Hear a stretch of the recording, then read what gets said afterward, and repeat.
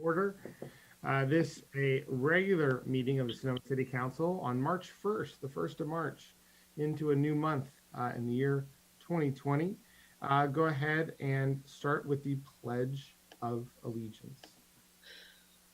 The flag is up, and here we go.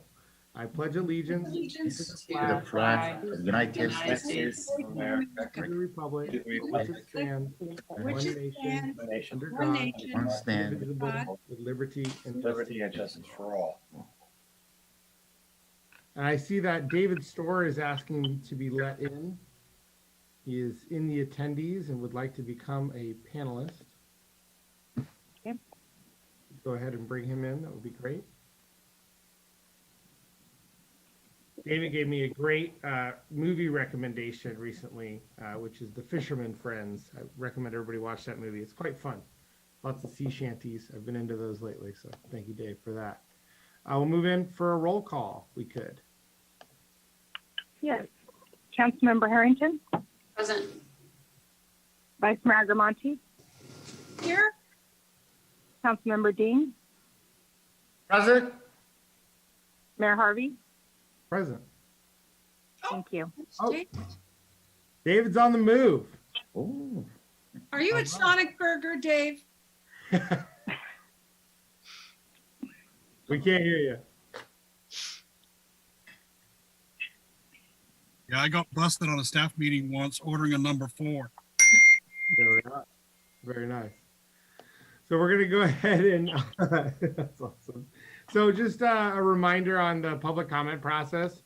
There may be some new members of the public who are here. Every time we have kind of an interesting or a special item, there's folks who haven't been to a meeting before. And so welcome. Thank you for coming to our meeting. We're super happy to have you. And if you've come before, then welcome back. The process for public comment is that we open it up for a 3-minute public comment period. We're going to have an open public comment session in just a minute here. So that's for items that are not on the agenda. For items that are on the agenda, for instance, if you want to come and talk about one of the council applicants that you're supporting and are excited to try to get onto council and want to support them, wait, not this first comment period, but we'll bring that item up for discussion and we'll ask you to comment then. We are operating in the virtual world, and so if you'd like to make a comment, then just go ahead and raise your hand, not like this, because we cannot see you if you're not one of the 4 or the 9 people here in the Hollywood squares. We can't see you, but raise your hand virtually, or if you're calling in, just dial *9. There's the possibility, though it hasn't happened yet. We've got a good track record. We could be Zoom bombed, and if that does happen, we'll pause the meeting, stop everything, and then restart the meeting again. If we're unable to do that, then we'll just be rescheduling the meeting at a later date. Other than that, I appreciate you all being here. The other note I would have is that every single member of this panelist group that you can see on screen right now is participating from their own homes or their own cars. And we do allow them to go ahead and turn off their camera if it's necessary for them to do so. You know, people have kids, they may be taking a bite to eat or anything like that. And so as long as they don't leave the room and still participate in the meeting, we're fine if they turn off their camera. So just want to update on that. And there I go disappearing.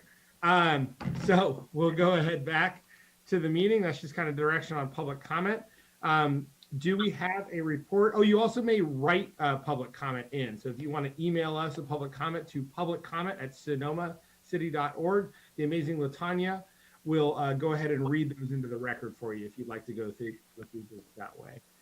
So we're moving on. So report on closed session. We had no closed session, so assuming there's no report, none to report. I see our city attorney, Jeff Walter, shaking his head. So we'll move on to approval of the agenda. Do I have a motion to approve the agenda? So moved. So moved. A second, please. Second. There we are. And if we could have a roll call vote, motion by Vice Mayor Agrimonti and seconded by Councilmember Harrington. Councilmember Harrington. Aye. Vice Mayor Agrimonti. Aye. Councilmember Dean. aye. Mayor Harvey. Yes. Thank you. The motion carries unanimously. There we go. Always starting off with a unanimous vote. This always feels good. Moving on to item number 1. Okay, so we are doing this before before we go to public comment. So this is perfect. We're starting with item number 1, appointment to the city council. So this is our appointment process to the Sonoma City Council. So I'll turn it over to our city manager, Dave Kiff. Hi there, Mr. Mayor and Council. So this item is your appointment to replace Councilmember Hundley. The appointment needs to be made either tonight or at your next meeting, at least by April 2nd. And when you guys last talked about this back a month ago, you made the decision to call for applications. Applications were opened and then closed. You reviewed those applications on Wednesday night, February 17th. And then you made the determination as well to come back at tonight's meeting, March 1st, and consider an appointment. And you made you interviewed 5 candidates. They're Kelsey Barnett, Jake Hager, Sandra Lowe, Mike Nugent, and Gary Paget. And that's all in and done. And now is your chance to potentially take public comment again, because it's a separate agenda item, and then to make an appointment. Great. Do we have questions from council on this appointment process? And for me, Seeing none. So if you are here to make a public comment around this item, feel free to go ahead and raise your hand and we'll bring you in. Rebecca, can you handle doing time and all that for me? I appreciate it. Thank you so much. Excellent. And so we'll go ahead. Our first one, it looks like first shot out of the box is David Kendall. So Harvey, are we doing 3 minutes? Yeah, let's do 3. But you Yeah. don't use all Kendall. Can you hear me? Yes, I can. Okay. Hi. Yeah, I'm here on behalf of David Kendall. I live in Estamadera. I'm here on behalf of the Sonoma Valley Housing Group, and we voted Sunday to endorse Sandra Lowe for appointment to the vacant seat on the city council. We were really torn between Lowe and Mr. Kelsey Barnett, and I think the narrow vote went to Sandra Lowe. We felt like Mr. Barnett was doing a great job on the planning commission, and we were happy to have him there. But I'm sure he would make a great city council member as well. For Sandra Lowe, as a longtime Sonoma resident and teacher with extensive policy experience and persistent dedication to social justice issues, Ms. Lowe offers balance and a unique complement of skills to the existing council. Here are some key housing-related issues Ms. Lowe supports as a candidate for city council. She's committed to twin challenges of homeless and affordable housing, to explore new funding streams through contacts with housing advocates around the state, including San Francisco Housing Accelerator Fund and Landed, which is an organization which helps teachers get into housing. She supports the preservation of existing affordable housing for seniors and working families in Sonoma's mobile home parks. Zoning variances, which could lead to multifamily, small home, ADU homes, higher stories, and multi-use opportunities. And she looks at every project with an eye on how it helps to hurt our affordable housing shortage. The substantial outpouring of support from the community, along with Mrs. Lowe's pledge to run in an election next term, makes her a standout and signals her readiness to be accountable to the electorate from day one for the long run. SVHG, Sonoma Valley Housing Group, recommends that you cast your vote to make Sandra Lowe the 5th member of the Sonoma City Council. And further, the Sonoma Valley Housing Group supports candidate Kelsey Barnett remaining on the Sonoma Planning Commission in light of his outstanding and ongoing brilliant service. It would be really difficult to replace the package of competencies and commitment that Mr. Kelsey Barnett brings to the Sonoma Planning Commission. Thank you. Thank you, David. Next, we have Fred Albach.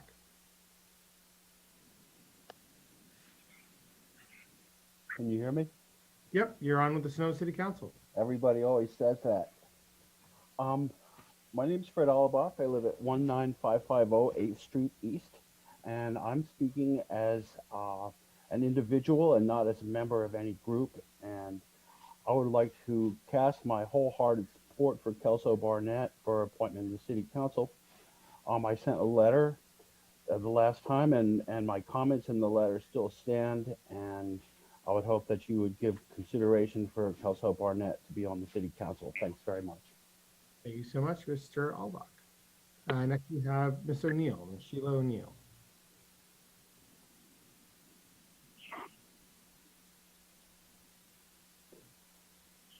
And just hold on, you're not on yet. If you can hear me, we just bring Sheila in.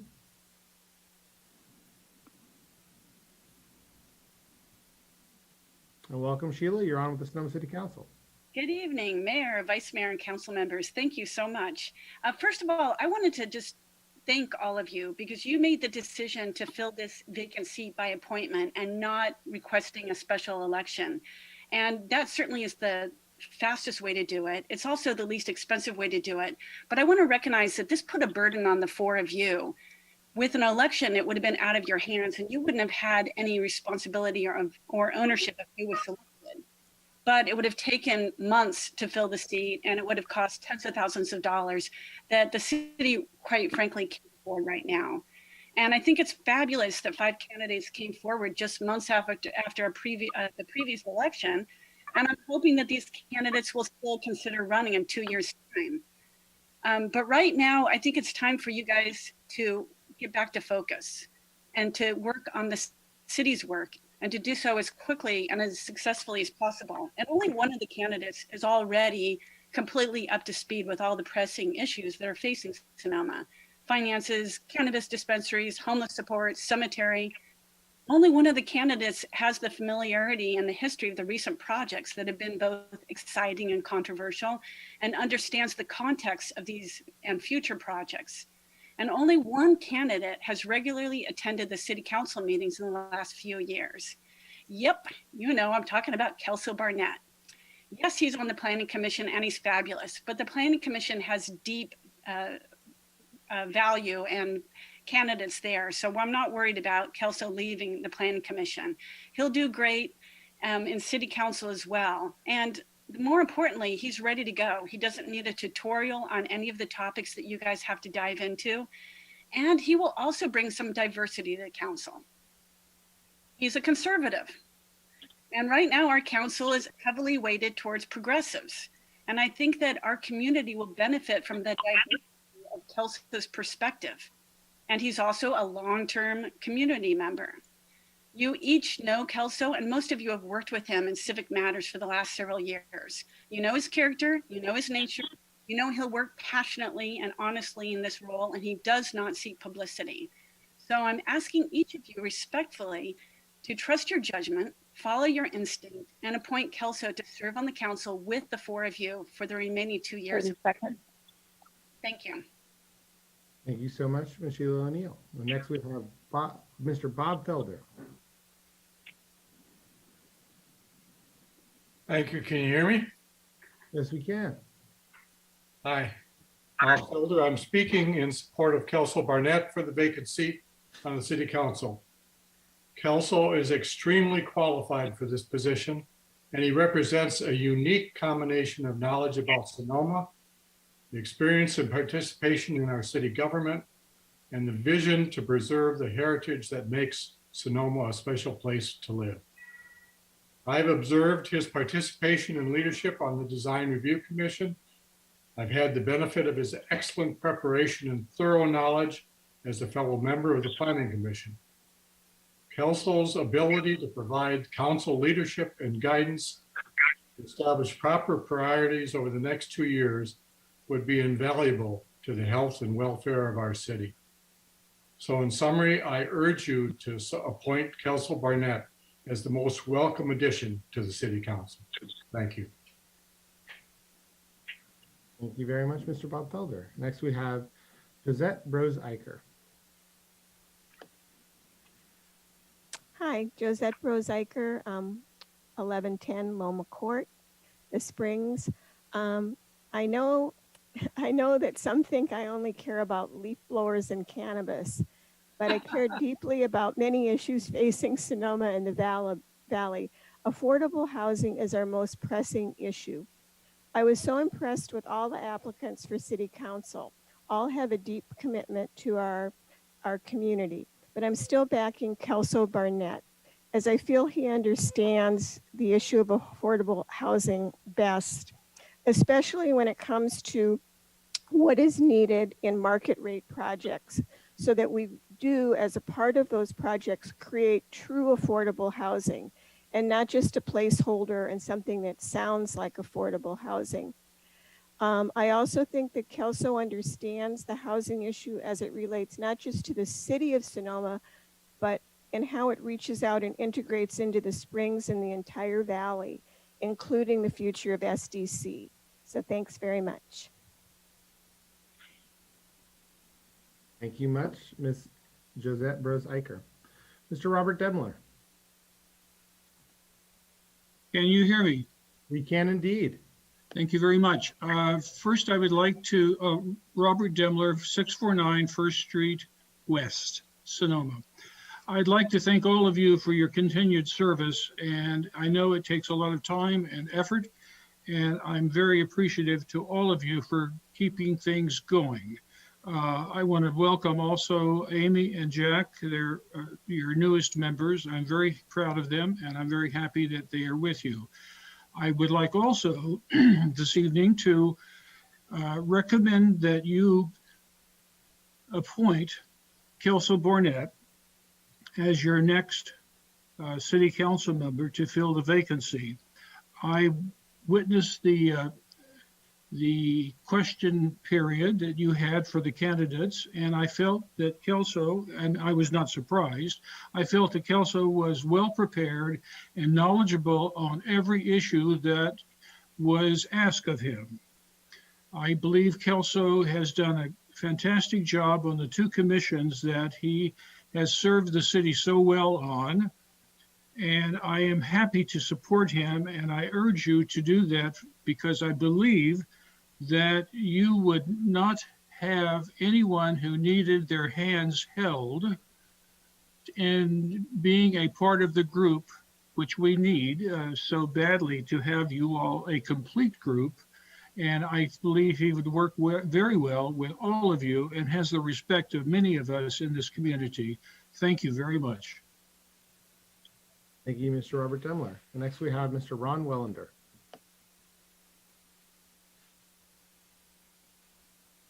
Hello, can you hear me? Hello?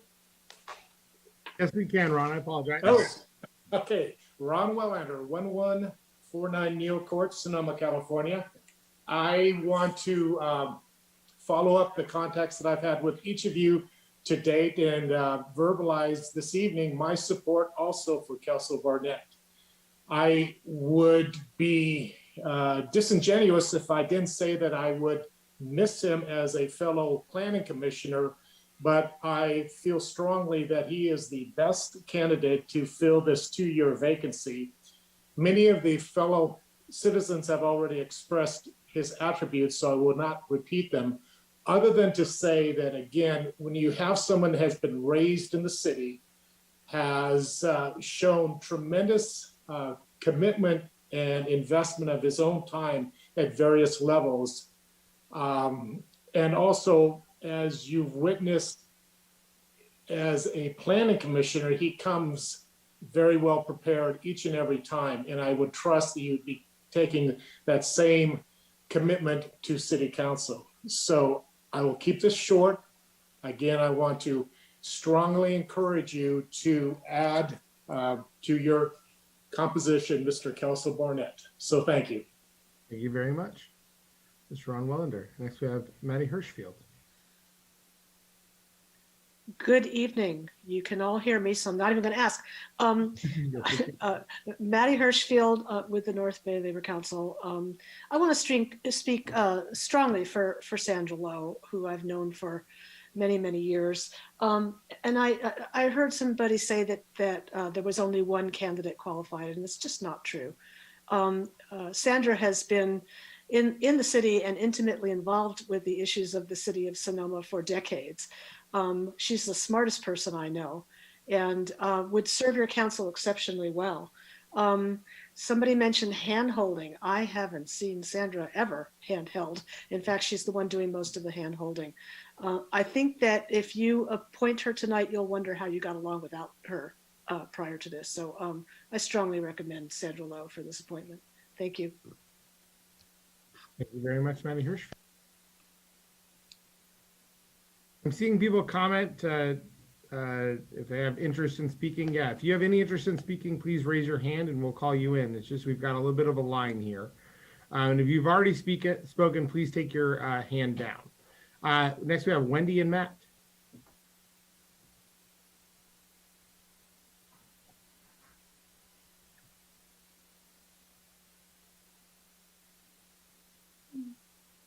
Can you hear me now? Yes, we can. Okay, sorry, yeah. So this is Matt Metzler using my wife's computer. Anyway, I am speaking just for myself as an individual, not representing the commission or any other group or organization. I was very pleased to see Sandra Lowe has submitted her application. That was a pleasant surprise for me because I knew Sandra years ago from her work with the California Teachers Association. And she is, I just wanted to recommend her because she's extremely well qualified. She's extremely knowledgeable about governance issues, and she would just bring a huge depth of knowledge and experience to the council. So anyway, I just wanted to encourage you guys to appoint Sandra Lowe. I'll keep it short. You guys are gonna have a really hard decision. I don't envy you trying to choose between the many qualified applicants, but I think Sandra Lowe would be great on the city council. Thank you. Thank you very much, Mr. Metzler. Next, we have Chris P.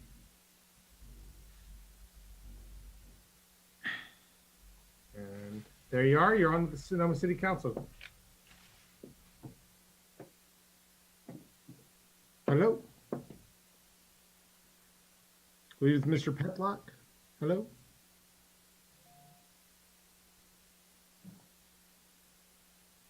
Back on mute now.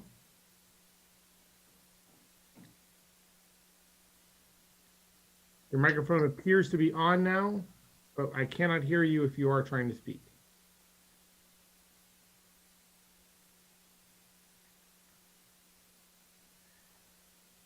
Microphone appears to be off now.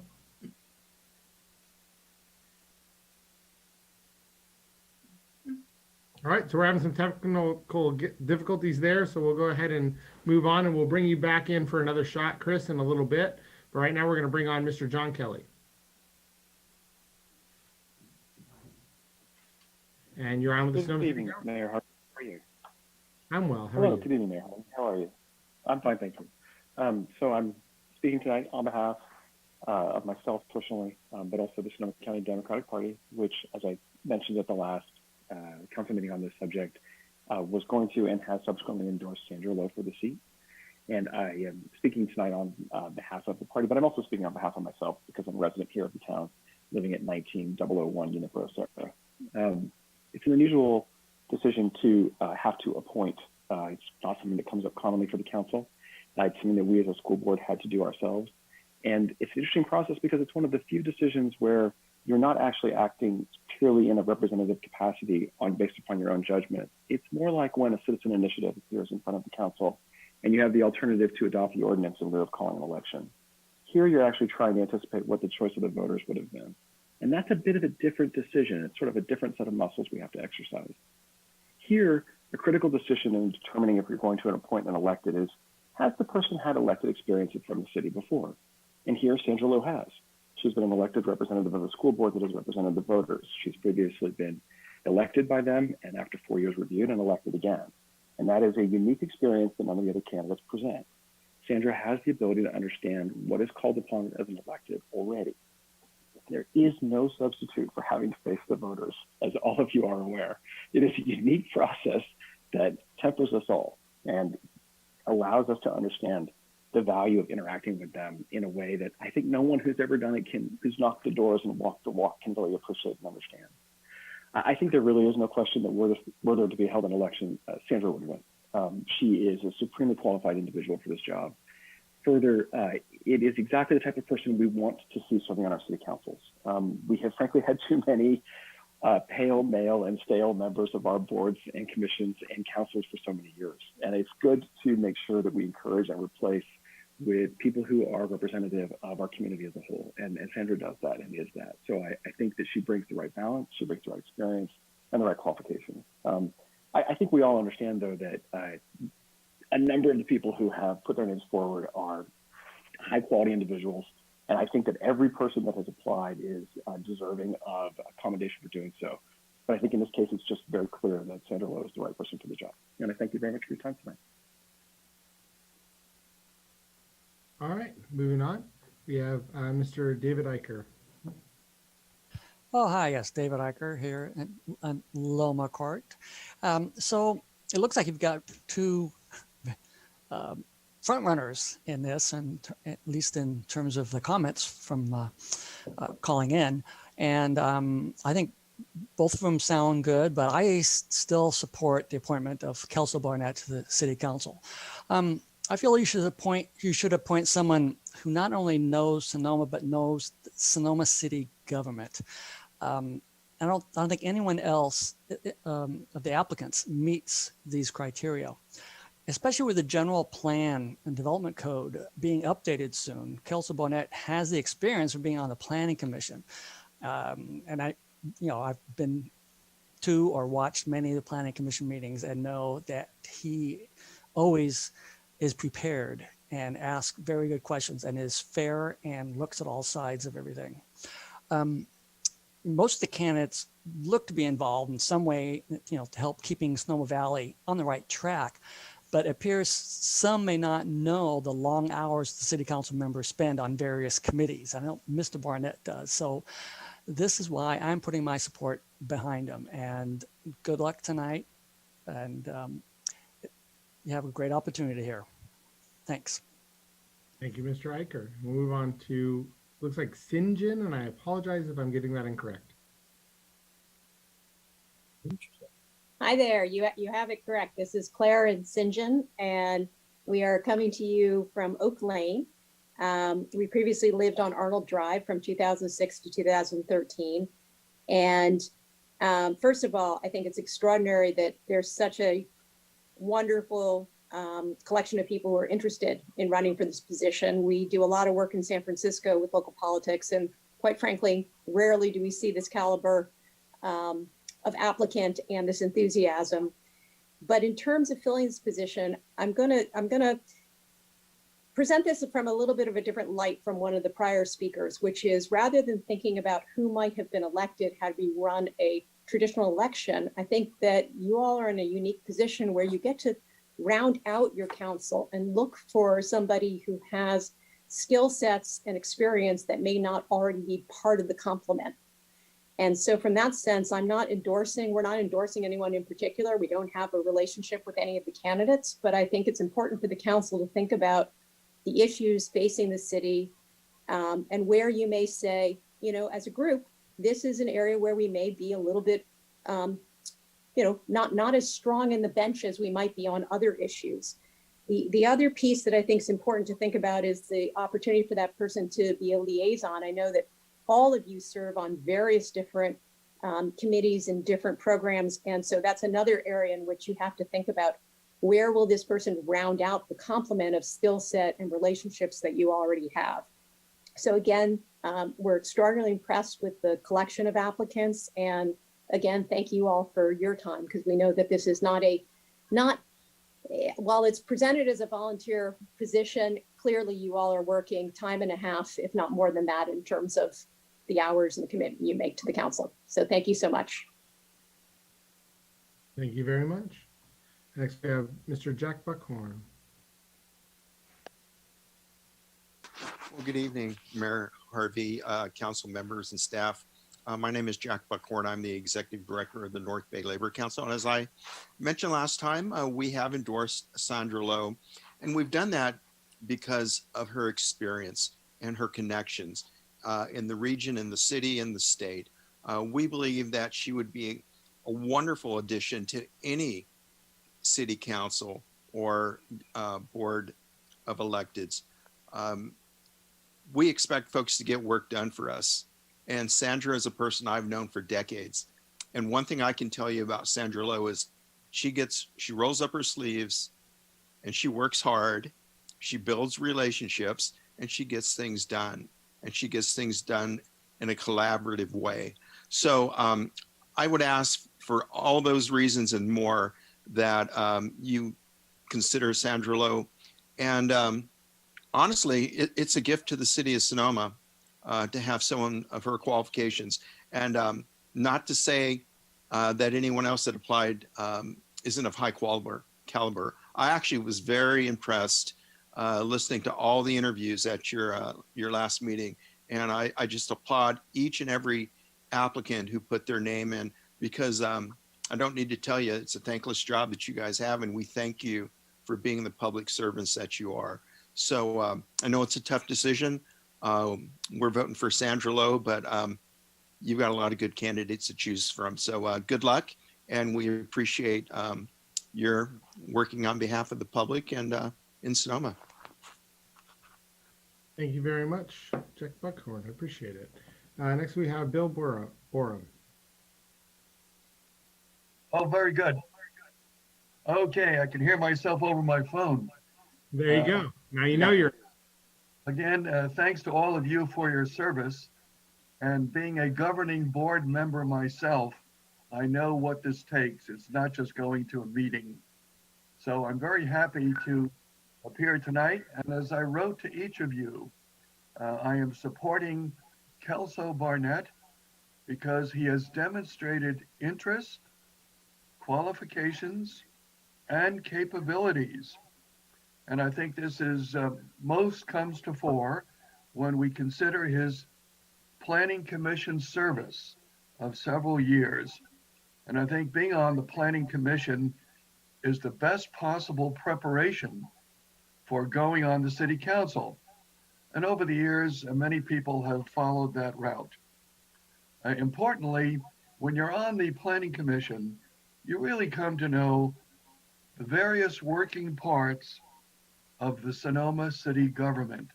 And I think that was quite clear when Kelso, in his remarks, the interview, if you call it that, and I think that's the other major reason, I was very impressed by his opening statement, his closing statement, and also the answers to the questions that you posed.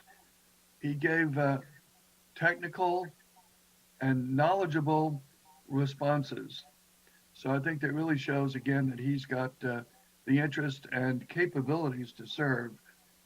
I think importantly, he will keep the focus of his energies on the city and on city issues and not on other extraneous larger issues that are important, but are not the purview of the council. So I do hope you will select him as your new colleague. Thanks very much. Thank you, Mr. Bill Borum. And next we have Ms. Terry Shore. Yes, good evening, Mayor Harvey, council members, staff, members of the public. This is Terry Shore. I live at 515 Hopkins Street in Sonoma. And I'm just calling in to reaffirm my support and urge you to appoint Kelso Barnett to the City Council. I think a number of the other speakers have made a very strong case for Kelso Barnett, and so I will just keep it short and urge you to appoint him. Thank you very much. Thank you very much. Next we have Mr. Chris Petlock.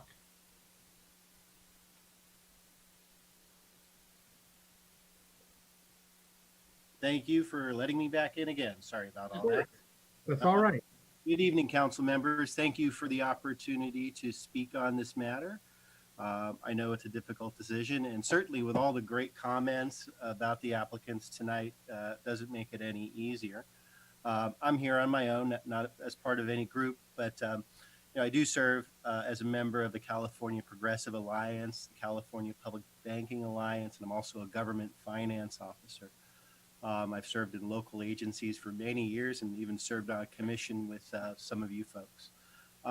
I'm here tonight to endorse Kelsey Barnett for a seat on our city council. He's been my friend for a long time.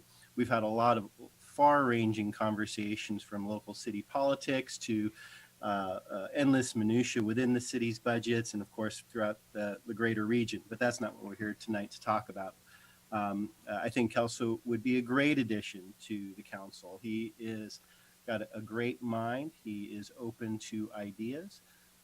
He really wants to get things right. And I think it would be a great service to all of us and add a great deal of horsepower and bandwidth to our council, which is greatly needed right now. Thank you again for the time to speak, and have a good evening. So much, Mr. Petlock. And next we have Mr. Dave Branson. Hi, good to see you all. And wasn't it great to have 4 people come forward for this this opening when we had 2 people running for 2 seats in the elections? It was really good to see people coming forward. Council was very interesting in calling attention to the concern to annex the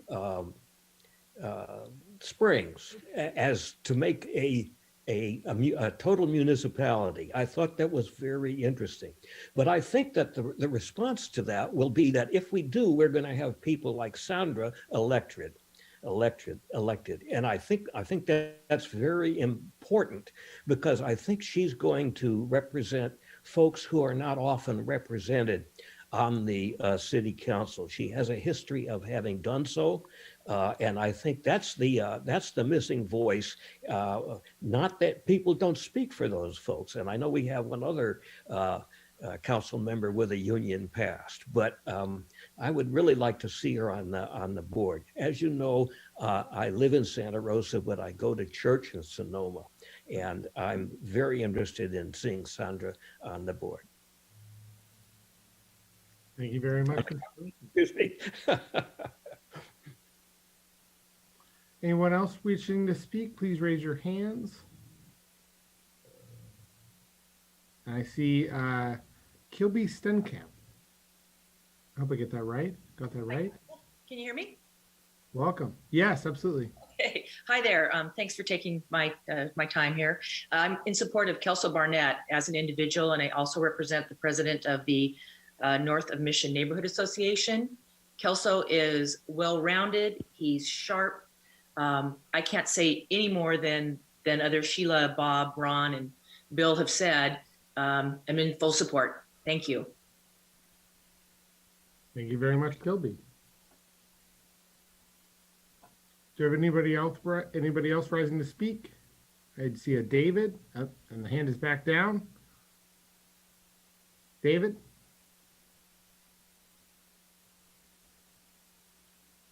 Go ahead and unmute yourself, David. You're Good evening. Good evening. This is Chelsea David Viviani. I'm a 3rd generation Sonoma native, and I'm very pleased to see so many fine candidates apply for this open position. It's a compliment to the city council and to our community. I'm supporting Kelso Barnett. I've known his family and since he started his early days at St. Francis. I saw him go through Justin Siena. He's one of my son's best friends. He always did his homework. He was a top student, altar boy, Boy Scout, and scholar. So I'm very, very proud of him. He also worked at the Sonoma Cheese Factory in the deli, and he was one of the best deli people we had there, and proud to be a part of his life through his formative, even high school years. I think his commitment to Sonoma is sincere and deep. I'm very proud that he's evolving into such a fine leader. And I think that he would complement the fine work of the city council and the city council members. Thank you for your time. Thank you very much. Anyone else rising to speak? Seeing none, we've had a number of written public comments as well. If you wrote a public comment, but you also spoke here, we're not going to be reading your public comment because you've already been given the chance to speak and we're a little short on time here. We want to keep things within the confines of reason. So if we have written public comment, go ahead, Latanya, and let's have them. Thank you, Mayor Harvey. The first is from Victor Conforti. Dear council members, I have known Kelso for many years, first as a member of the DRHPC and later as a planning commissioner. We've also worked together as participants in local community planning efforts, general plan updates, and local planning advocacy organizations. I've always been impressed by his understanding and clear analysis of the issues, ability to formulate and clearly present sensible solutions, as well as help create consensus to help bring about fair outcomes. Kelso's experience can bring those skills to bear immediately and will allow the council to function without having to deal with the lengthy learning curve. I strongly encourage you to appoint Kelso as a council member. Thank you for your consideration, Victor Conforti. Next, we have Larry Murphy. Dear council members, I am writing to recommend that you appoint Kelso Barnett as your new colleague. Born and raised in Sonoma, his experience, his record of service to the city, his dedicated work as a planning commissioner, all make him eminently qualified to join you as a member of the Sonoma City Council. Larry Murphy, 43 France Street, Sonoma. Next, we have Karen Collins. I am writing to voice my support for the appointment of Kelso Barnett to the vacant city council position. I have previously sent in a recommendation, so will not detail my reasons again. However, since this is on tonight's agenda, I would like this read into the record. Thank you. Next, we have Ethel Whalen. I've known Kelso for 25 years and he's always been a support for myself and my family. You don't have to be his friend for him to care about you. He cares about everyone. He's a people's man. He's good, kind, considerate, and caring. Thank you. And let's see, we have two more. Pippa Whalen. I had the pleasure of meeting Kelso as a child and we haven't stopped laughing since. He has supported me through tragedies and successes. He has been like a brother to me, but only better. He has a strong moral compass. You can always tell a good man by the way he treats his mother. Kathy Barnett was so proud of him and so loved by him. Kelso's heart has always been in Sonoma. I am confident he will make us all proud serving our town. Pippa Whalen, realtor with Better Homes and Gardens Real Estate in Sonoma. And last but not least, we have Thale and Steve McRosty. We wish to express our support for Kelso Barnett for the 5th seat on the City Sonoma Council. Thank you. And that was the last email, Mayor Harvey. Thank you so much, Latanya. I appreciate you reading through all those. Very well done. And it's tough to read people's letters, so we really appreciate the work there. Do we have anybody else rising for public comment? One last shot before we go ahead and close and bring it back to the council. And I'll go ahead and close it, bring it back to the council. Just quickly want to say, in response to Mr. Kelly's comment, while I may be pale and male, I do not feel that I'm stale. And don't necessarily think that those are disqualifying factors for serving well on the Sonoma City Council. So we'll go ahead and bring it to council for comments, thoughts. I'd like to start. Go ahead. First of all, I'd like to thank everyone who that was my line for weighing in on their choice for council.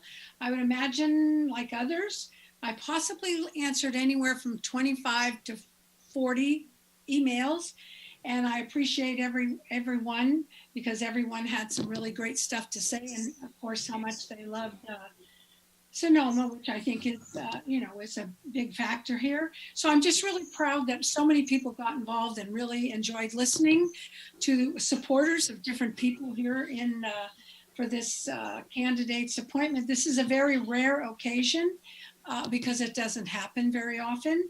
And so I think that I, like my colleagues, we're going to take this in a very, very important manner. Thank you. Great, thank you, Vice Mayor. Other comments from council? I have a comment. Yeah. So in my first thought was how lucky the voters are, because when they vote, they get to choose either 2 or 3 candidates, depending on the year when the election is, and we can only pick one, which is very difficult because there are some really great candidates. And I wish that we had the same option that the voters have of picking 2 or 3. So I want to say that. So in considering it, I went back through all of the emails I received and also all of the applications, and I reviewed them. And today, and I just want to really for members of the public, and probably not for the council, but just to refresh everyone's recollection, I looked at their record of public service and then the letters of support that I got. And so I'm going to do it in alphabetical order. Kelso Barnett has been a planning commission member since 2017 through the current period. He was a member of the Design Review and Historic Preservation Committee from 2010 through 2017. He was on the ad hoc Formula Retail Subcommittee in 2011 and 2012. He's been on the Development Code Subcommittee from 2020 through present. He is a member of the Board of Directors of the Blue Wing Adobe Trust, and he is on the county's planning advisory team for the Sonoma Developmental Center. Jake Hager is a board member of Napa Valley Hospitality Forum. Sandra Lowe was on the Sonoma School Board from 2000 through 2008, and she's currently an elected member of the DNC.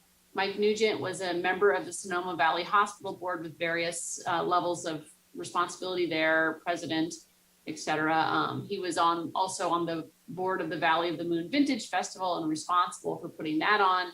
And Gary Paget is a member of the Native Sons, and he has served as inside sentinel, outside sentinel, and also as trustee. And I received letters of support for, I think, probably maybe 40 letters of support for Kelso, and then probably about 20 for Mike Nugent. And I could go through those, but probably you all received the same, but with and several for Sandra Lowe as well, extolling their virtues and their longstanding relationships with the applicants. So in light of all the great applicants, I'm going to support Kelso Barnett tonight. I think that he is an outstanding candidate for all the reasons probably we know, and all the reasons that were mentioned tonight. And I'm happy to support him. And I think, ideally in a year and 9 months, we will have a number of candidates in a regular election where the citizens of Sonoma will pick who they want. There are 3 seats that will be up for election in a year and 9 months. And each of the people who have applied today should run if they want to be on the city council. And I think there's a number of people who probably have a really good shot at winning. So, but that's my decision for tonight. And I want to thank everybody for applying. It has been such a difficult process to come to a decision on this. But that's the decision where I'm at. Thank you much, Councilmember Harrington. Councilmember Ding, do you have any comments? Yes.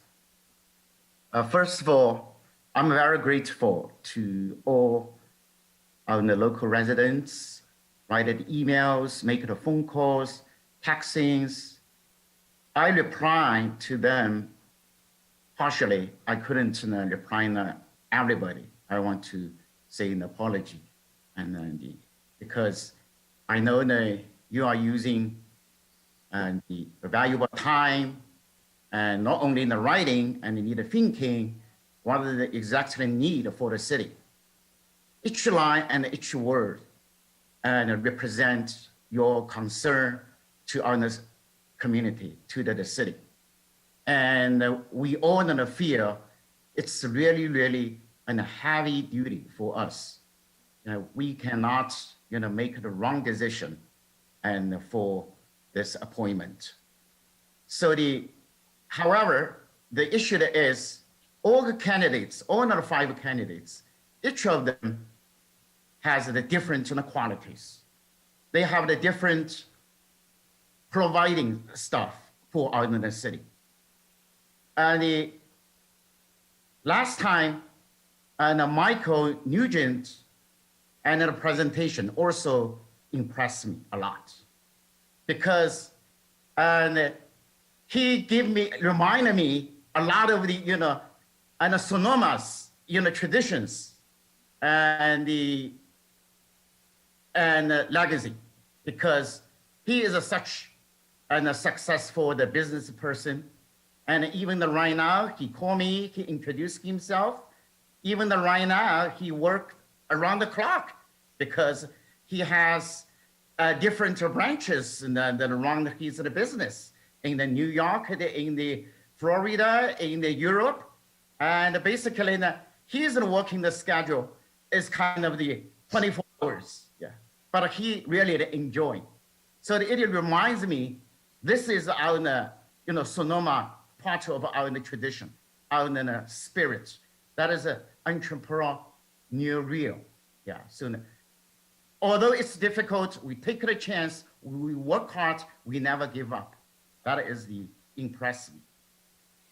And Sandra Lowe, I met Sandra Lowe once on the plaza. I feel she has very, very concern of our community. She lives here, she raised her 4 kids here, all from the public schools. She knows a lot of the people in the town, and she knows what they need. And also she has very strong relationship with the state, with the political organization. And this kind of relationship also is valuable for our city, for our community, because we can get a lot of the information. We can get a lot of the additional support. And also, she has a lot of the experience and the local and the leadership experience and during the school board. And Councilor Barnett, I have been working with him more than a time during the past couple of years. And even before I ran the first time I was running for the city council, she called me, introduced himself, because we know each other just over the phone. Or sometimes on TV, I watch his presentation on the planning commission. And she asked me, do you have the time? What do you want? And what do you need? And then the first time, he didn't express his any idea, support or no support. So now I think he is really, really serious, because based on the first conversation, it's harder for him to support candidates. And the second time I was running, he made an appointment with me again. And then we talked deeply. During that the conversation, he expressed his support, my idea. Yeah. So during this kind of the contact, I think that he really is concerned about the city, our community, who is the right person. So during the past year, I worked with him promoting our local UGB, put on an extension for another 20 years. So during this working period, and then I know more about his professional skills and his concerns, and also his strategic planning for not only for the short term, 5 years, 10 years, and even the longer, 30 years, 50 years, even 100 years. So based on my observation and thinking, it's very struggling, and I would like to support Councilor Barnett. And also another thing why I support Councilor Barnett mentioned, and he will not be in the running for the next in the city council. That is the 1 year is the next year's. Yeah. So that means give the other opportunity, that other people more opportunity to run this valuable seat a couple of years later. So that is my point. Thank you so much, Mayor Harvey. Thank you so much, Councilmember Ting. So I want to start off by thanking every single candidate that put their names forward. Like I said during our interviews, being on Sonoma City Council is enjoyable and interesting, certainly, but it's also quite a bit of work, and it's a significant commitment to the community. It's hours of your time, it's hours of responding to emails, it's answering every single number that calls your phone, whether or not you know it, and dealing with the issues of the day, large and small. And it takes somebody who really, really cares about the community to do that and to want to sign up for that role. And contrary to what I think a lot of people believe, we make, I think we net about $200 a month doing this. So we're certainly not into it for the money. So I just want to commend every single person that we had step forward to serve in this role. And we had a really diverse cast. We had Jake Heiser, who seems to be, very passionate community member, a parent who wants to see the best for his children. We had Mike Nugent, who served on our hospital board for a long time, a local businessman who had a lot of community support. What was the other guys? We had Kelsey Barnett, who served on our planning commission for 20 plus years. And we had Sandra Lowe, who raised children here, and is very active on a number of issues that are extremely important. And Gary Pageant, a local active member of the Native Sons. And so just having that diverse group come forward and want to represent this town was really impressive and really wonderful to see. And I agree with Councilmember Harrington that it's a shame that we can't pick more than one person. I'm glad that we don't have more than one member of council leaving their seat early, certainly. But it does make it very difficult that we only get to choose one. And for me, the question, and the reason I asked the question of how many city council meetings have you attended when we did the question period, was my question is how long have you been directly involved with the business of the city and what the city's going through? And I think, to me, while every single member that came forward is passionate about what's going on in the city of Sonoma, cares deeply about the direction the city is heading, has great experience and knowledge that would help address the issues of affordable housing, of inequality, of all these types of issues that the city faces. To me, the member who's dedicated the most time would definitely be Barnett. He served on our design review commission. He served on planning commission. Prior to being on council, I had attended many meetings and Kelso was there. He pays attention not only to what's happening in our city, but also to school board meetings, CSEC meetings, and everything. And, he's one of the few people in the community that really, I think, may know more about this community than members of council.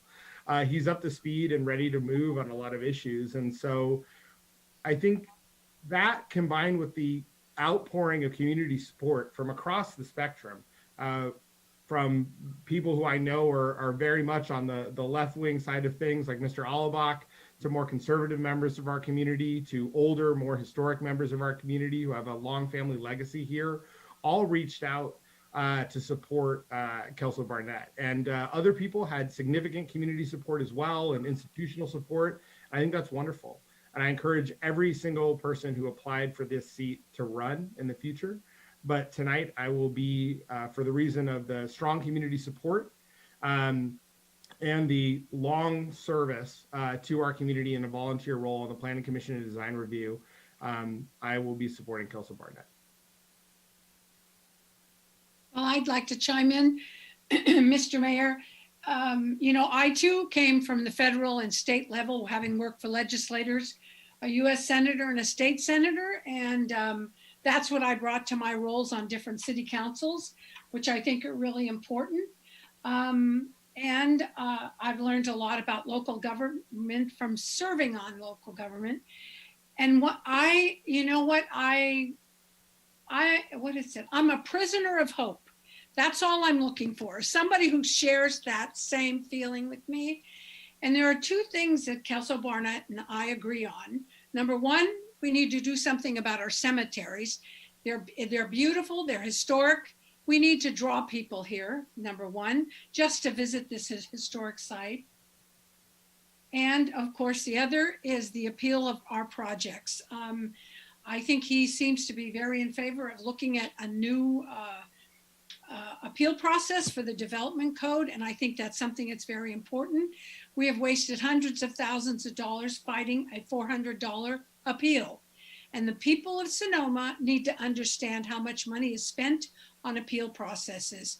So Kelso Barnett is someone who really seems to be focused on that as well as I am. And that's why I also support him. Thanks. Thank you. Seeing it looks like we have unanimous support. Do we have a motion? Make a motion to appoint Kelso Barnett to the city council. I second. Oops, sorry, Jack Ding. Oh. I'll yield to you. Jack, oh, okay. I'll yield to Jack. I was going to give it to the vice mayor, but we got Jack. It's been yielded to Jack Ding. So we got a motion by Councilmember Harrington and a second by Councilmember Ding. Thank you. And a third by Councilmember Agrimonti. Thank And a you, third by Agrimonti. Councilmember Vice Agrimonti. Mayor. If we could have a roll call vote. Yes, Councilmember Harrington, Aye. Vice Mayor Agrimonti, Aye. Councilmember Dean, Aye. Mayor Harvey. Yes. Thank you. The motion carries unanimously. Really nice. That is great.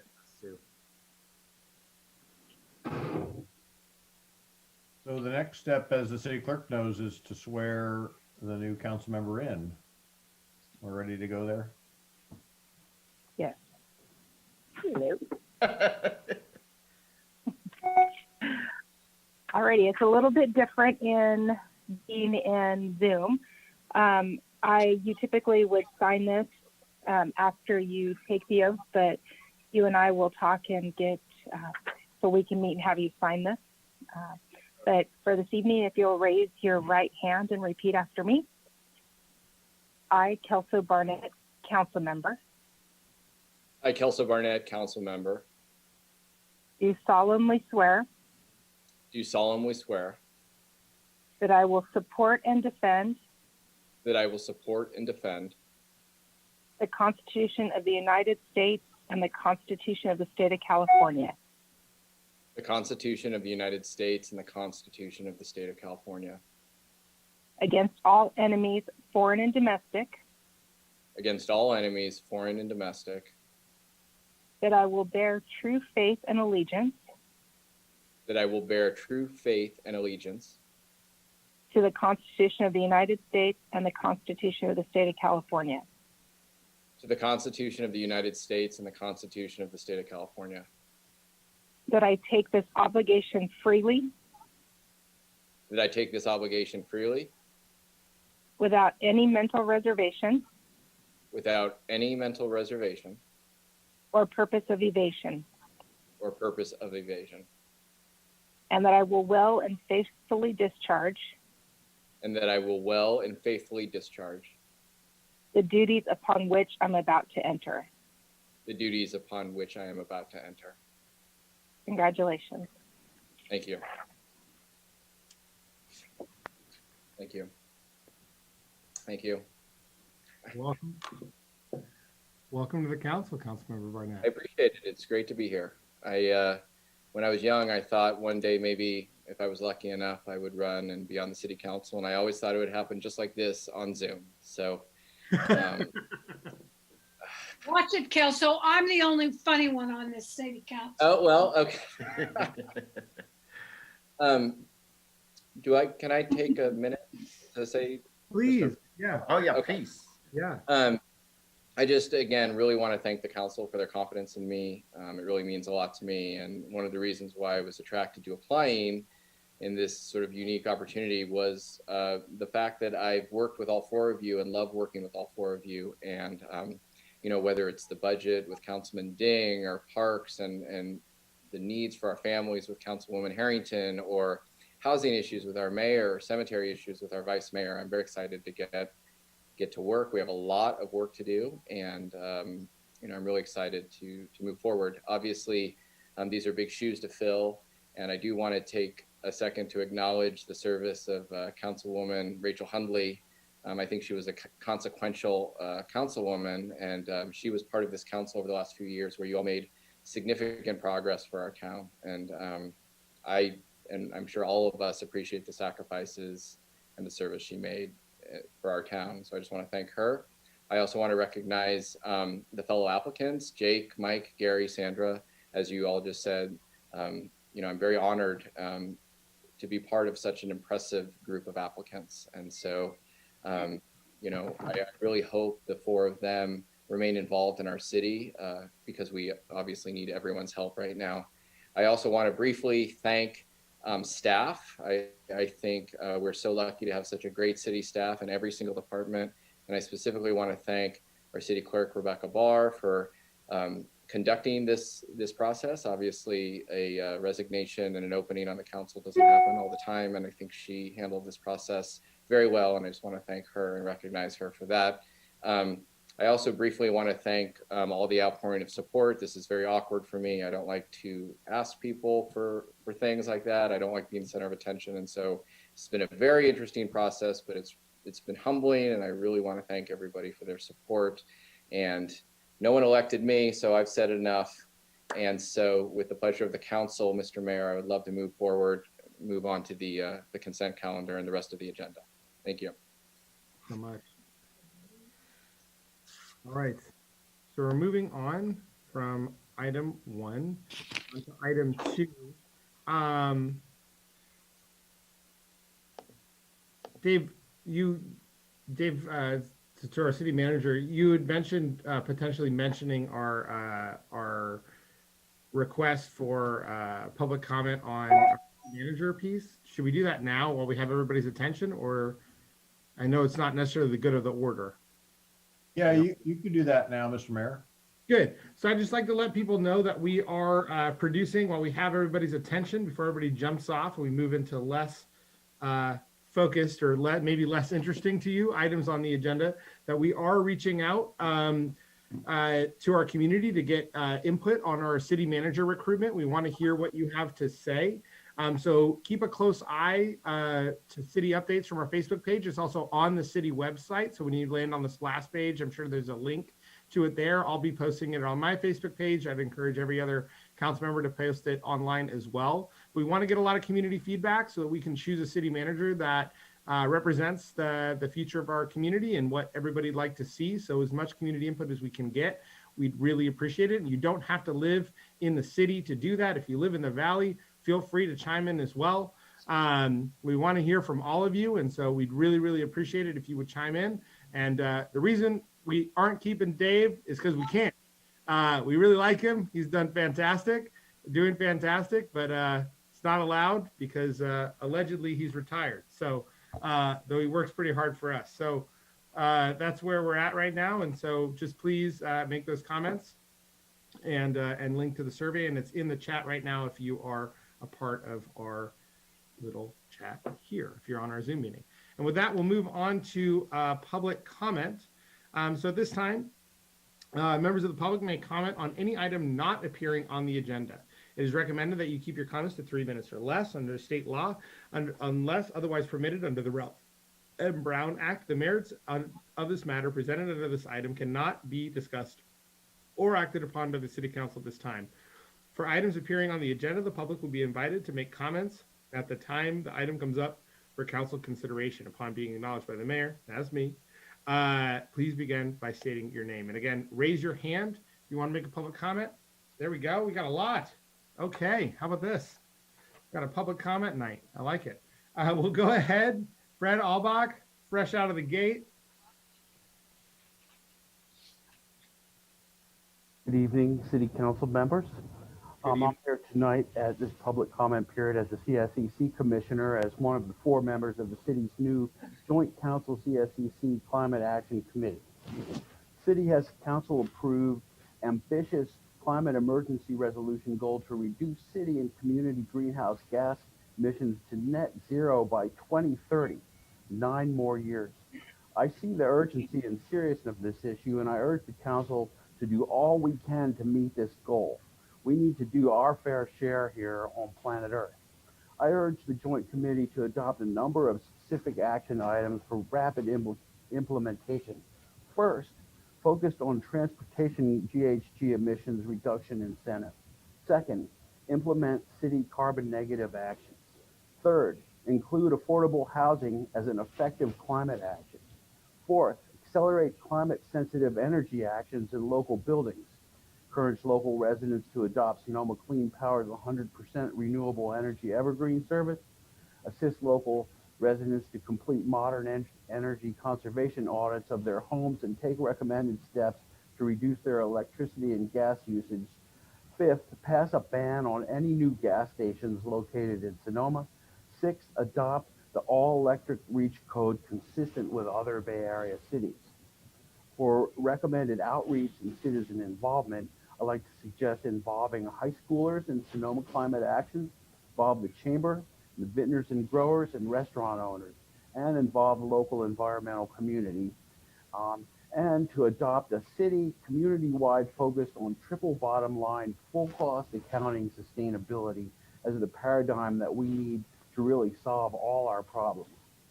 For coordination with Sonoma County, I'd like to encourage the RCPA to implement in the Springs urbanized area a series of climate action measures similar to those we're adopting in the city of Sonoma. The unincorporated county climate measures have more to do with methane, and yet we have an urban area that's equivalent to Sonoma right next door, where they have the same exact urban climate and GHG reduction needs as we do in the city. As far as the recommended timing for the joint committee meetings, I would also like to recommend that we meet monthly instead of bi-monthly. And 30 seconds.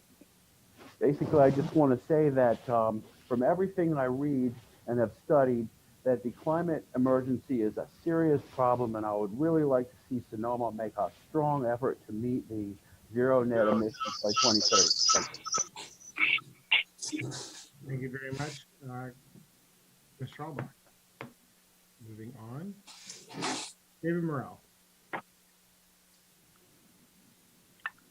Thank you and good evening. I very much endorse what my colleague Fred Allebach, David Morrell, 43 Mall Court. I forgot, I know most of you, and jumped right in. It's been an interesting evening already, of course, and congratulations to our new council member. Fred and I coordinated our presentations. The first meeting of the joint committee began the process. It was organizational in nature. That's good, that's important. Now it's time to treat it as an emergency. We need to really get going. We need to exercise leadership. We are a small city, but we're a well-known city. We have an image, and it's now time to take action. Fred's points, I won't repeat all of them. They're very, very important. I'm particularly focused on transportation GHG emission reductions. It's the biggest form of our greenhouse gas emissions. We need to deal powerfully with parking on the plaza. We need to take it on and take it on seriously because it sends a signal. There are ways to do it where local residents can have a sticker on a windshield, where EVs could be comped. We need to deal with parking on the plaza as a critical GHG transportation issue. We need to add electric vehicles to the city fleet. We need to add several more EV charging stations. We've had long communications with the sustainability coordinator, with the planning director about this. It's time to move from talk to beyond talk, to taking it seriously. We need to think about perhaps creating an EV-based dial-a-ride system, like we talked about 30 years ago, so that people don't have to have two cars. They can have one car, local residents, and they can get around with local dial-a-ride. Tourists can park in the local area and use our dial-a-ride to get to some of the wineries and so on. In addition, we need to take seriously climate carbon negative actions. We can use biochar, elemental carbon made from waste wood locally in order to put it in the ground where it makes a difference. So I thank you. I look forward to working with my colleagues from the City Council on the Joint Committee in making a difference and exercising leadership. Thank you for listening. Thank you very much, Mr. Morrell. Mr. McFadden.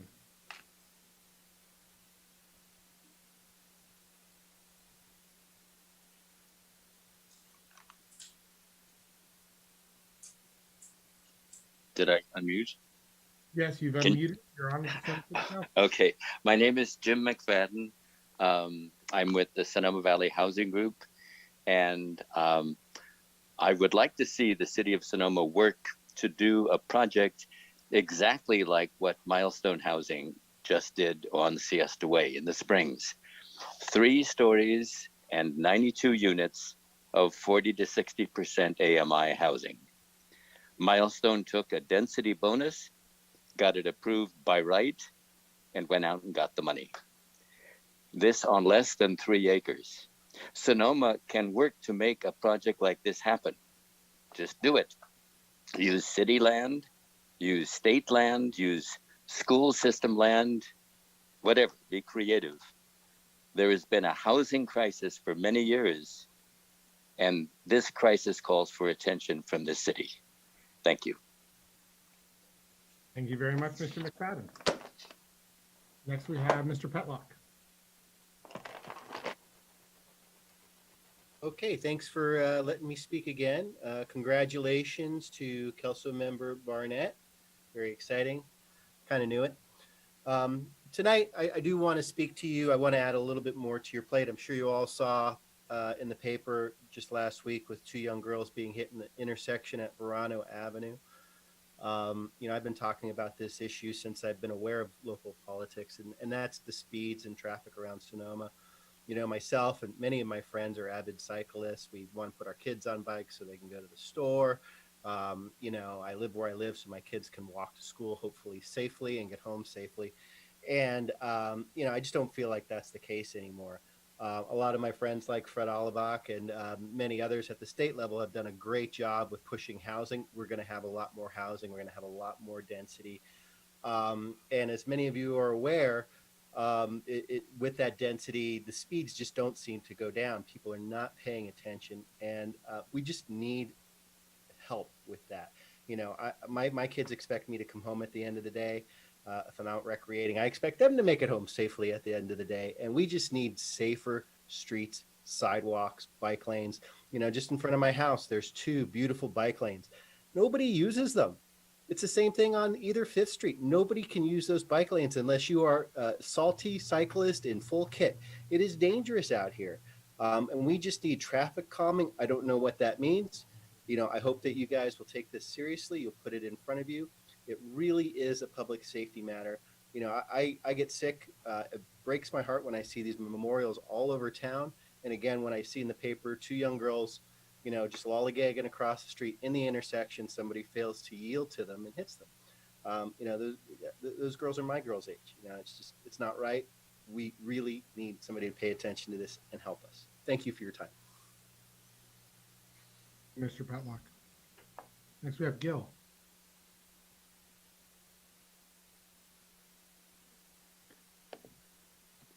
Gil? There we go. Can you hear me? Yes. Can you hear me now? Yes. Gil Latimer, Grant Court, Sonoma. Good evening to the City Council. First, as a private citizen, I'd like to thank the City Council and staff for all their hard work in choosing a new City Council member. It was no doubt a tough job, but very well managed. And I'd like to congratulate Council Member Kelsey Barnett and welcome him to the Sonoma City Council. Moving on to business, I'm here once again representing the Sonoma Valley Cannabis Group. We'd like to thank the City Council and especially Council Member Amy Harrington for stepping up and directing our cannabis business question to all of the candidates at the previous council meeting. What we found most enlightening about the responses to the question was the unanimous support for a second dispensary. Once again, community voices have reaffirmed the validity and importance of supporting a free market that would provide Sonoma Valley residents with a broader variety of products at more competitive prices. And this is especially important for members of our patient community who need access to the widest choice of cannabis products possible to relieve serious and chronic symptoms. We'd also like to thank Planning Director David Storer for his prompt response to our email question regarding the scheduling of the introduction of the amended cannabis ordinances to the City Council.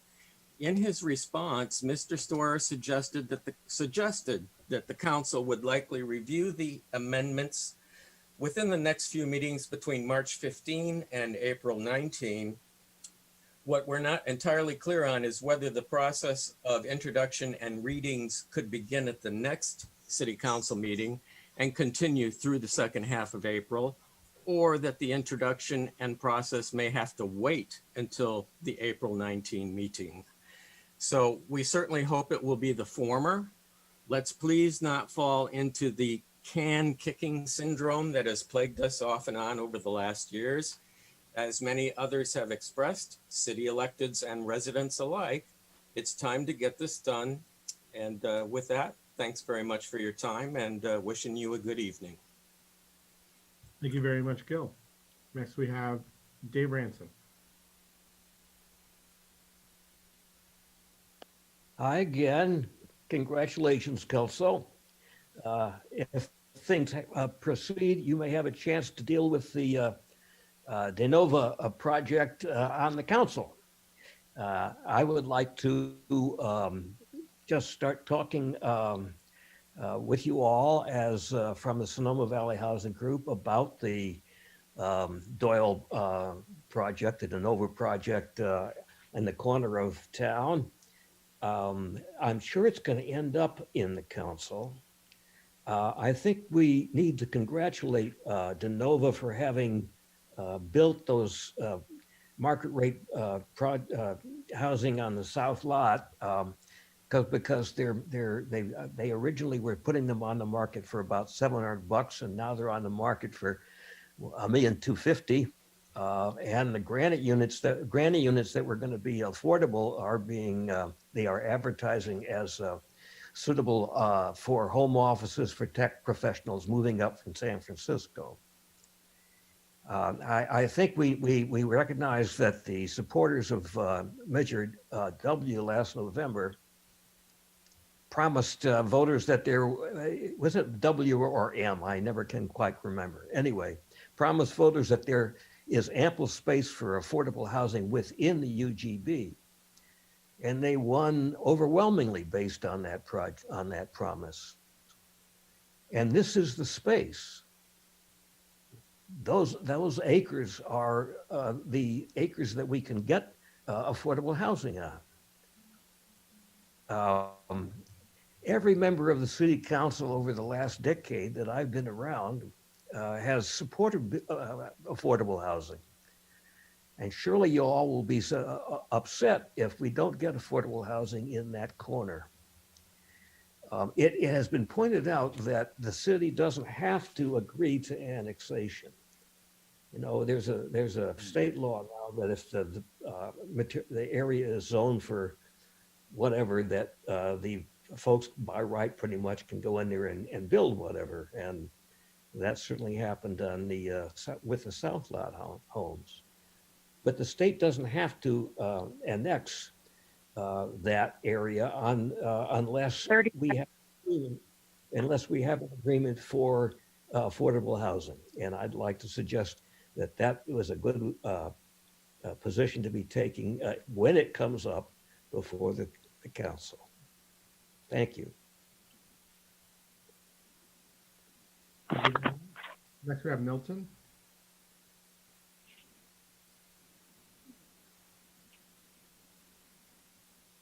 Am I unmuted? Can you hear me? Yes, we can. Okay. Milton is just my nom de plume. It's the name of my computer and was my late father's middle name. To begin, greetings and salutations. The facade. Who are we speaking with? Richard Silver. No, Who else? Could you not tell by my voice? Amy Harrington knows it well. It's well, the we may have known it was you, but we have hundreds of thousands of viewers all over the country. Yeah. And I think it's important that they all know as well. Thank you, Mayor. I'm visible in every post office across the country, so what can I say? All right, I live in the Springs. I want to speak tonight about something that will bring a smile to all of you, and I see all of you, including Ms. Casey, are smiling. Tonight, I'm going to speak about money, something this town is woefully in need of and has been. The COVID has wreaked havoc with your bank accounts and will continue to do so. My sources tell me that tourism, international and domestic, will not return until 2024, 2025. Madeline, that's a lot of ice cream you and I are going to be eating. I know. Now, to speak to money, I am supporting your accelerating whatever process needed to bring the second dispensary into being for 3 reasons. Money. It generates revenue for the city. Sales tax, property tax, business tax, whoop-de-doo. Jack likes that. Okay, the next topic on money. Riffing on the gentleman who spoke after Fred Albach. Parking. Parking meters do not diminish tourism. Parking meters do not diminish business. The data shows the opposite. They can be calibrated for different times of days, etc. You're losing a tremendous amount of money not having revenue from people who park in the downtown sector. So the need for the city is as follows. Everything you need to do in front of you is important. Everything takes diligence. Everything takes a lot of time and effort and research. But if everything is a priority, nothing is a priority. Therefore, I humbly suggest, as only I can be humble, that you look to deal with issues that generate revenue for the city on an immediate and long-term basis. Jack is an accountant professional. He loves money. He will give you, and he and I will work on a report to show you how much money you're losing by not dealing with those 2 issues, parking, and then I will be providing to the city a proposal, 30 seconds or 10? 25 now. Well, he was talking about who I am, so I'm reclaiming my time. 30 seconds, Milton. I'm reclaiming my time. So the last thing is I will be presenting a transportation proposal to the city, and the working title is Tom Swift and His Electric Grandmother, which will run a system of electric buses generating revenue for the city and employing high school students. Look for that. Watch this station. Thank you and good night. Thank you very much, Milton, or should I say Richard Silver. All right, anybody else rising for public comment? Oh, we do have Kilby. Nope, hand back down. Gotta leave that hand up if you want to jump in. Kilby Stenkamp. Hello there. I just would like to know if we could bring the Casa Grande parking lot onto a future agenda. It's a very unutilized part of Sonoma that allows for parking and all kinds of uses. It's also a bit of a hazard. So if we could put that on the agenda, I would be happy to address the topic. That's it. Thank you. All right, seeing no one else rise, I'll go ahead and close public comment and bring it back to the council. We're at our public comments, so we'll go ahead on to meeting dedications, and I'd like to turn it over to our chief meeting dedicator, Vice Mayor Madeline Agrimonti. Thank you. Thank you. You know, I wanted to do a meeting dedication to someone who is a very special person here in Sonoma. His name is Tom Ellis, November 14, 1961, and he died in an accident, January 20th, 21. Tom Brian Ellis passed away unexpectedly while cave diving January 20th, 2021 in Ginny Springs, Florida. He was an avid diver and cave diver, and unfortunately, this is what happened. I wanted to let you know that he leaves behind his wife, Shireen Aaronsmeyer Ellis, son, Tom, and his wife, Andrea of Roseville, another son, Brian, wife, Whitney of Oakland, California, son, Nathan of Knoxville, Tennessee, and many grandchildren, 3 grandchildren. You know, he was a young man. He loved adventure. He was a dreamer, and he meant an awful lot to people here in the city of Sonoma. They traveled all over the world. They were one of the lucky ones. And as I said, he was an explorer, and he unexpectedly, while diving, lost his life. Thank you.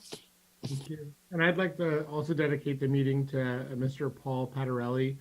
This is a long-term substitute teacher that was here in the city of Sonoma. He taught, he had been a teacher for a number of years and then went on to be a substitute teacher at the high school at Altamira and at Adele Harrison, and was just, I had him a number of times in my classes growing up here. He was just a fantastic man, somebody who really tried to put a smile on kids' faces, who tried to be more than just a substitute teacher and really meant a lot to people who were here. He was always brightening students' days and just making people feel seen and heard and recognized, and was just a really, really wonderful man with a really, really warm heart. And so I wish the best to his family. And I think the whole community feels a bit of sorrow losing him, especially people who attended our public schools here. So a real major loss, and a wonderful man. And I wish him the best in the afterlife. And I wish his family members the best as they lose a loved one. So a great man with a great legacy here in the city of Sonoma, and somebody who cared a lot about our most important asset, which is our children. And so actually, I don't like calling children our assets, but our most important, members of our community are children. And so just a really wonderful man. I wanted to dedicate to him as well. Mr. Ding, Councilmember Ding. I have a very late the dedication. I'll allow it. And actually, that isn't the 2 years. That is Mr. Gordon Phillips. He passed away February 25th, 2019, and in the Orange County, in the Irvine General Hospital. Unfortunately, she had no any family member and friends around. I was the only one, because he was our sister cities and a member. He was a lifetime lawyer, and also he spent his retirement time to China, teaching in a university. And then he got interested for the Chinese history and come back to the Sonoma, and he spent 9 years study Chinese history in Sonoma Valley. And basically, our team project, partially based on his research. And he got the thesis for Chinese and the laborers in Sonoma Valley, and got the master degree from the Sonoma State University in the year of 2015. So now I take this time, dedicated to him. He is such a kind heart, and also very support. And also he's at the beginning, he supported me to participate in politics. I said, I'm the first generation an immigrant, maybe it's impossible, but he gave me some the encouragement. So now I want to share this story with everybody. And also his husband, he was Kathleen Hill's the husband's schoolmate and a roommate in UC Berkeley. That is really, really everything related in this small town. Thank you so much. Thank you, Mr. Councilmember Ding. Great. Moving on, we have no presentations. We'll go to consent calendar. All items on the consent calendar are to be considered to be routine unless acted upon by a single motion. There will be no separate discussion of these items unless members of council, staff, or public request items to be removed for separate action. At this time, council may decide to change the order of the agenda. Do you have anybody wishing to pull an item from the agenda? No, Mr. Mayor, not from me. All right, we'll go ahead and open it up for public comment.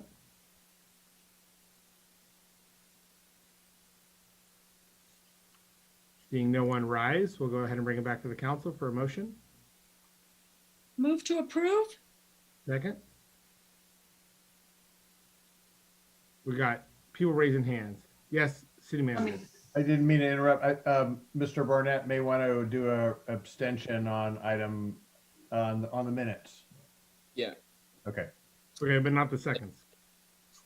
Thank you. Actually, I would like to, are we going to talk about any, we're not pulling any of these to discuss?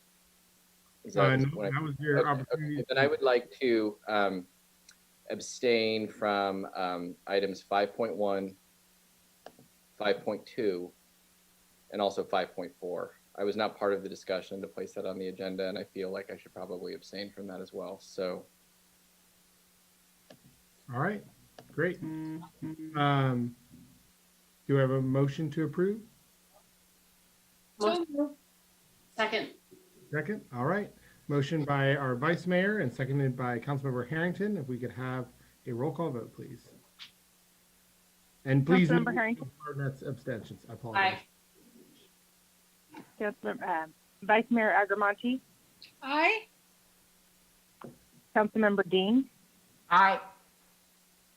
Councilmember Barnett. aye for items, well, I'm sorry, 5.2 and 5.3, and abstention for items 5.1 and 5.4. Thank you. Mayor Harvey. Yes. Thank you. The motion carries unanimously. Great.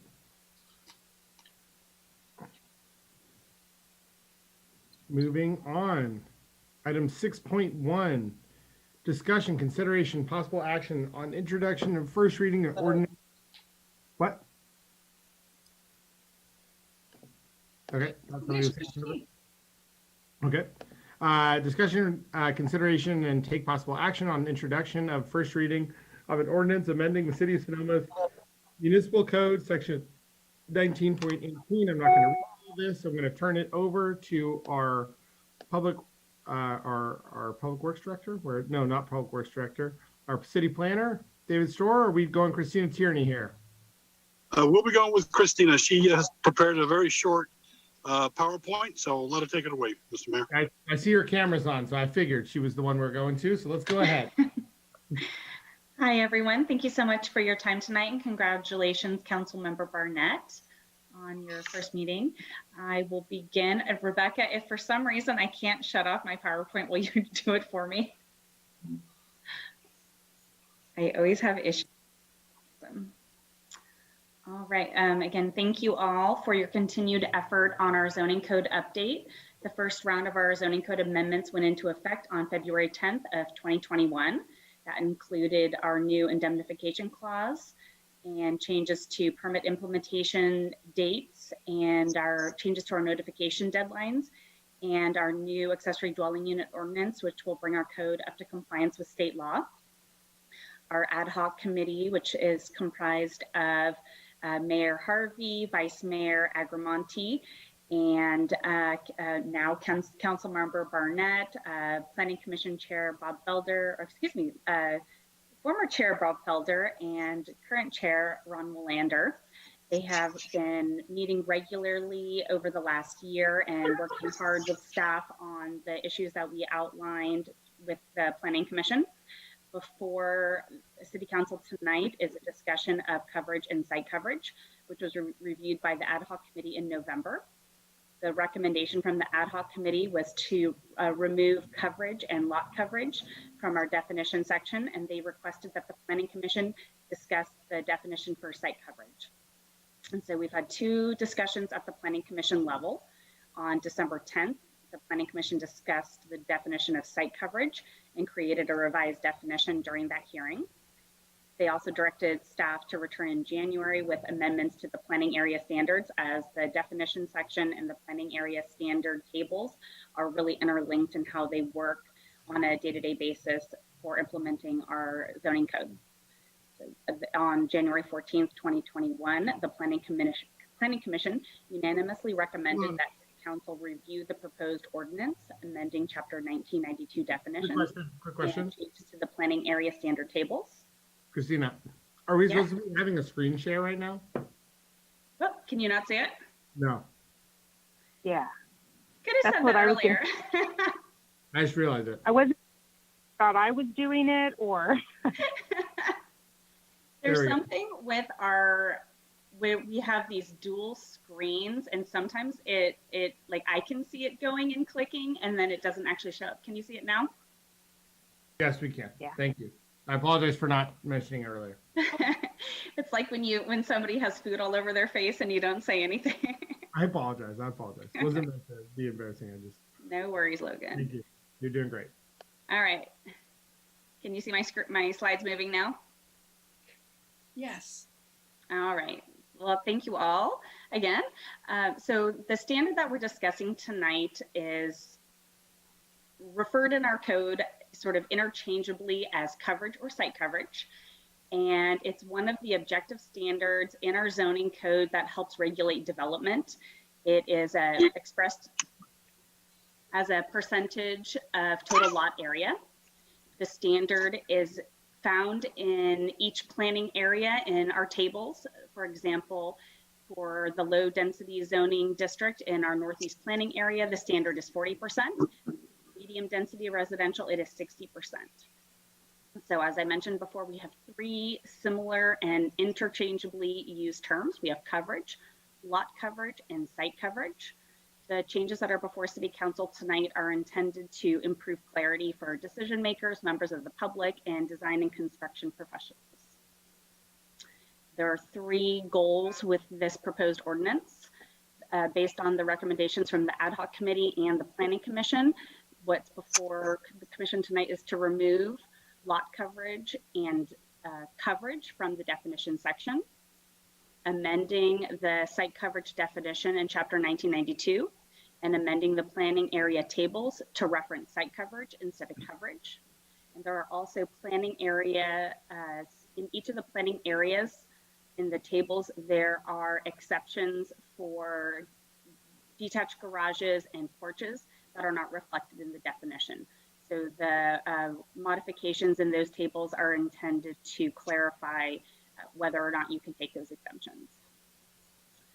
So this slide is showing the proposed changes. So coverage will be removed in its entirety, as well as lot coverage. And the definition for site coverage has been amended to simplify it as much as possible. So the existing definition, which is being stricken out in red, reads, site coverage means the percent of total site area occupied by structures and paving for vehicle use. Structure/building coverage includes primary structure, all accessory structures, e.g. carports, garages, patio covers, storage sheds, trash dumpster enclosures, etc., and architectural features, e.g. chimneys, balconies, decks above the first floor, porches, stairs, etc. Structure/building coverage is measured from exterior wall to exterior wall. Pavement coverage includes areas necessary for the ingress, egress, outdoor parking, and circulation of motor vehicles. Christina, can I jump in here for a second? Absolutely. Thank you. Site coverage, areas necessary for ingress, egress. I sort of like one of my little nagging points that walking in the city of Sonoma sometimes is difficult, because if there are two of you walking, somebody's always walking down the drive, the slope of the driveway. Does that mean this is it as well? So when we typically calculate site coverage for a planning project, what we're looking at the site plan. And so we're looking at anything that would be used by a vehicle. So sometimes pedestrians may use areas that are designated for motor vehicles, but if it's like a designated sidewalk or pedestrian walkway, that would not be included. Because the sidewalks that I walk, sometimes the driveways go right into the walk. into the walkway because they're very narrow. And so, as I said, you're walking up and down, up and down. That's why so many people walk in the street here in Sonoma, because they don't want to walk up and down driveways while they're walking. Yeah, that's definitely an issue I have in my neighborhood for sure, just the general walkability of our town. If somebody wants to see a perfect street, it's Knight, K-N-I-G-H-T. I think that is a really important issue when we discuss the road standards, things like that. That's where the safety of those areas will really come into play. What site coverage is really doing is giving parameters to our development applicants, and it's a guideline for what is acceptable, what's an acceptable level of development. So it's looking at how many square feet are built on a property. Okay, thank you. So the solution that the Planning Commission collaboratively came up with is to delete all of the language in red, and the new definition that's being proposed would be site coverage means the percentage of total site area occupied by structures and areas necessary for the ingress, egress, outdoor parking, and circulation of motor vehicles. And essentially there were multiple definitions built into the existing site coverage. So there's a definition for structure / building coverage. We already have definitions for what a structure is in our code, and a lot of the other features that are providing additional information, they're defined elsewhere. And by cutting the definition down, it's going to simplify for all of the users of our code what and what is not considered site coverage. So this is an example of the planning area table. So this is a similar table for all of our planning areas. So the language in blue that's underlined is intended to clarify that we are no longer using coverage, but site coverage. And then we're taking out all of these exceptions and trying to rely more on our definitions to provide the rules and clarity that we need and to avoid duplicity.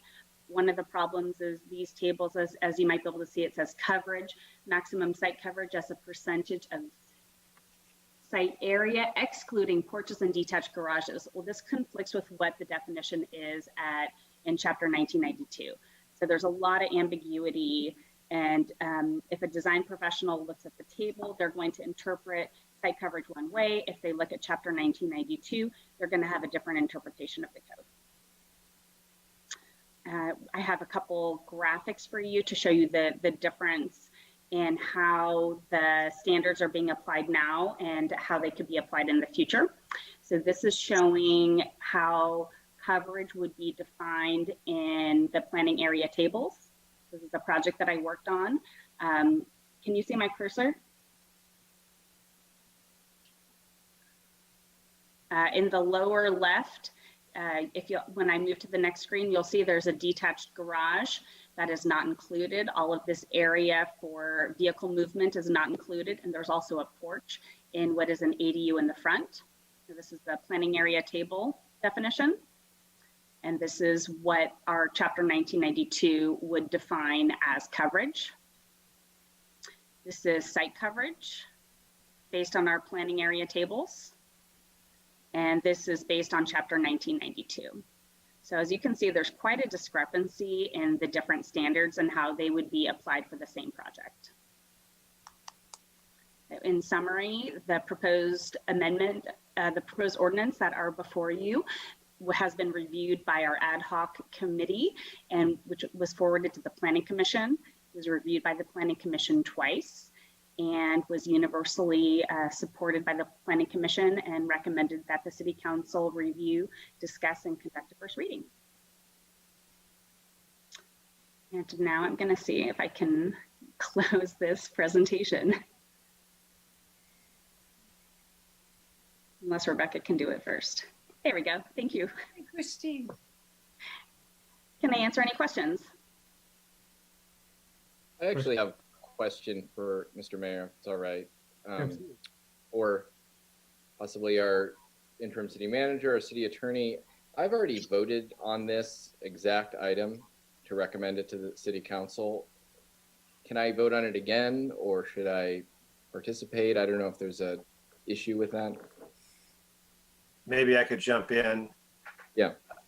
If this were a what we call a quasi judicial proceeding where somebody's property rights were at stake with respect to a use permit, for example, or a subdivision map request, Yeah. there may be a due process problem with that because you've been sort of predisposed to a particular outcome. But this is strictly Right. policy, and it's considered quasi legislative, and it's okay for you to articulate a position in advance. Great, thank you. That's what I thought. I just wanted to double check. Thank you. Yeah, you can vote on the. All right. Other questions for Christina Tierney or other staff members? Seeing none, I'll go ahead and move for public comment. We've got Mr. Fred Albach.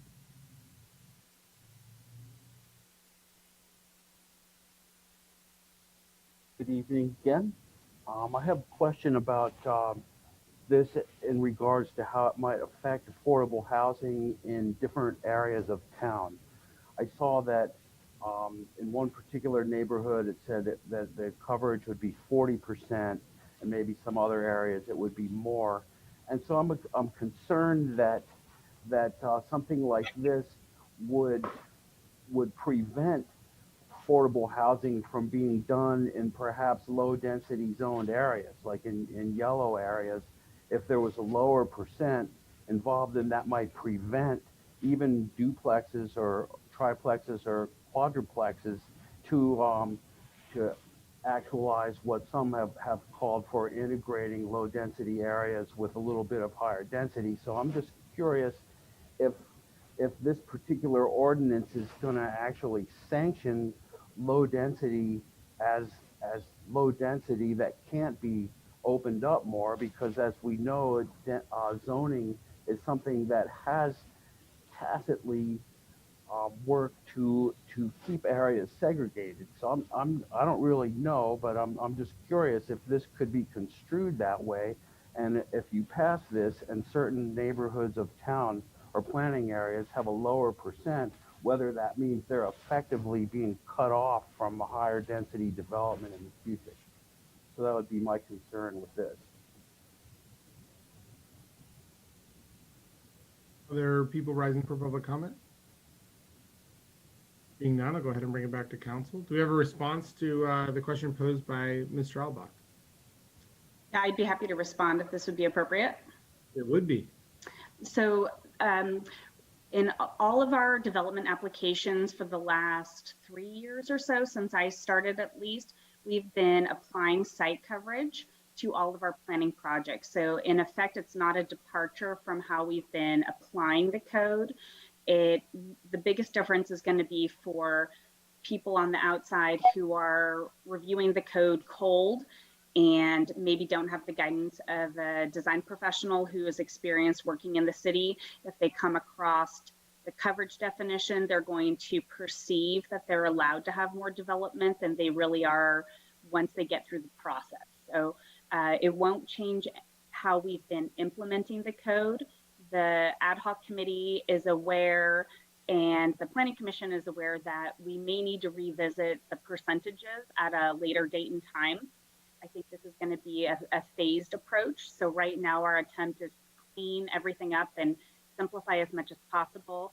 And then as we're going through and processing applications, if there does appear to be an issue with how this standard may be limiting development, then what we can do is change the numbers that are in the code.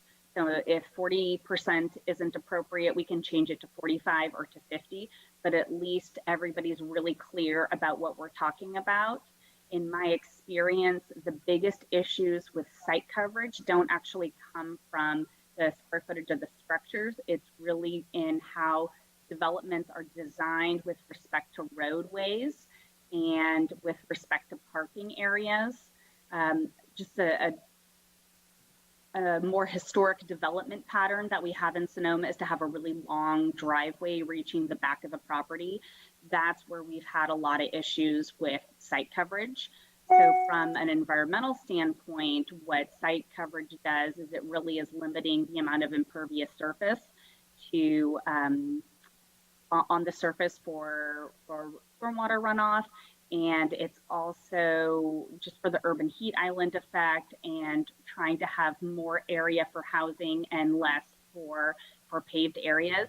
Our land in Sonoma is extremely expensive. And so if you are limited to 5,000 square feet, you're not going to want to waste 2,500 square feet of that on a driveway. So my hope is that it really is going to direct development to being smarter and to clustering parking and drive areas to smaller portions of property so that we can have more duplexes and multifamily development. Thanks for that. Great. Yeah, Mr. Mayor, this is David speaking too. I apologize for the lack of Zoom.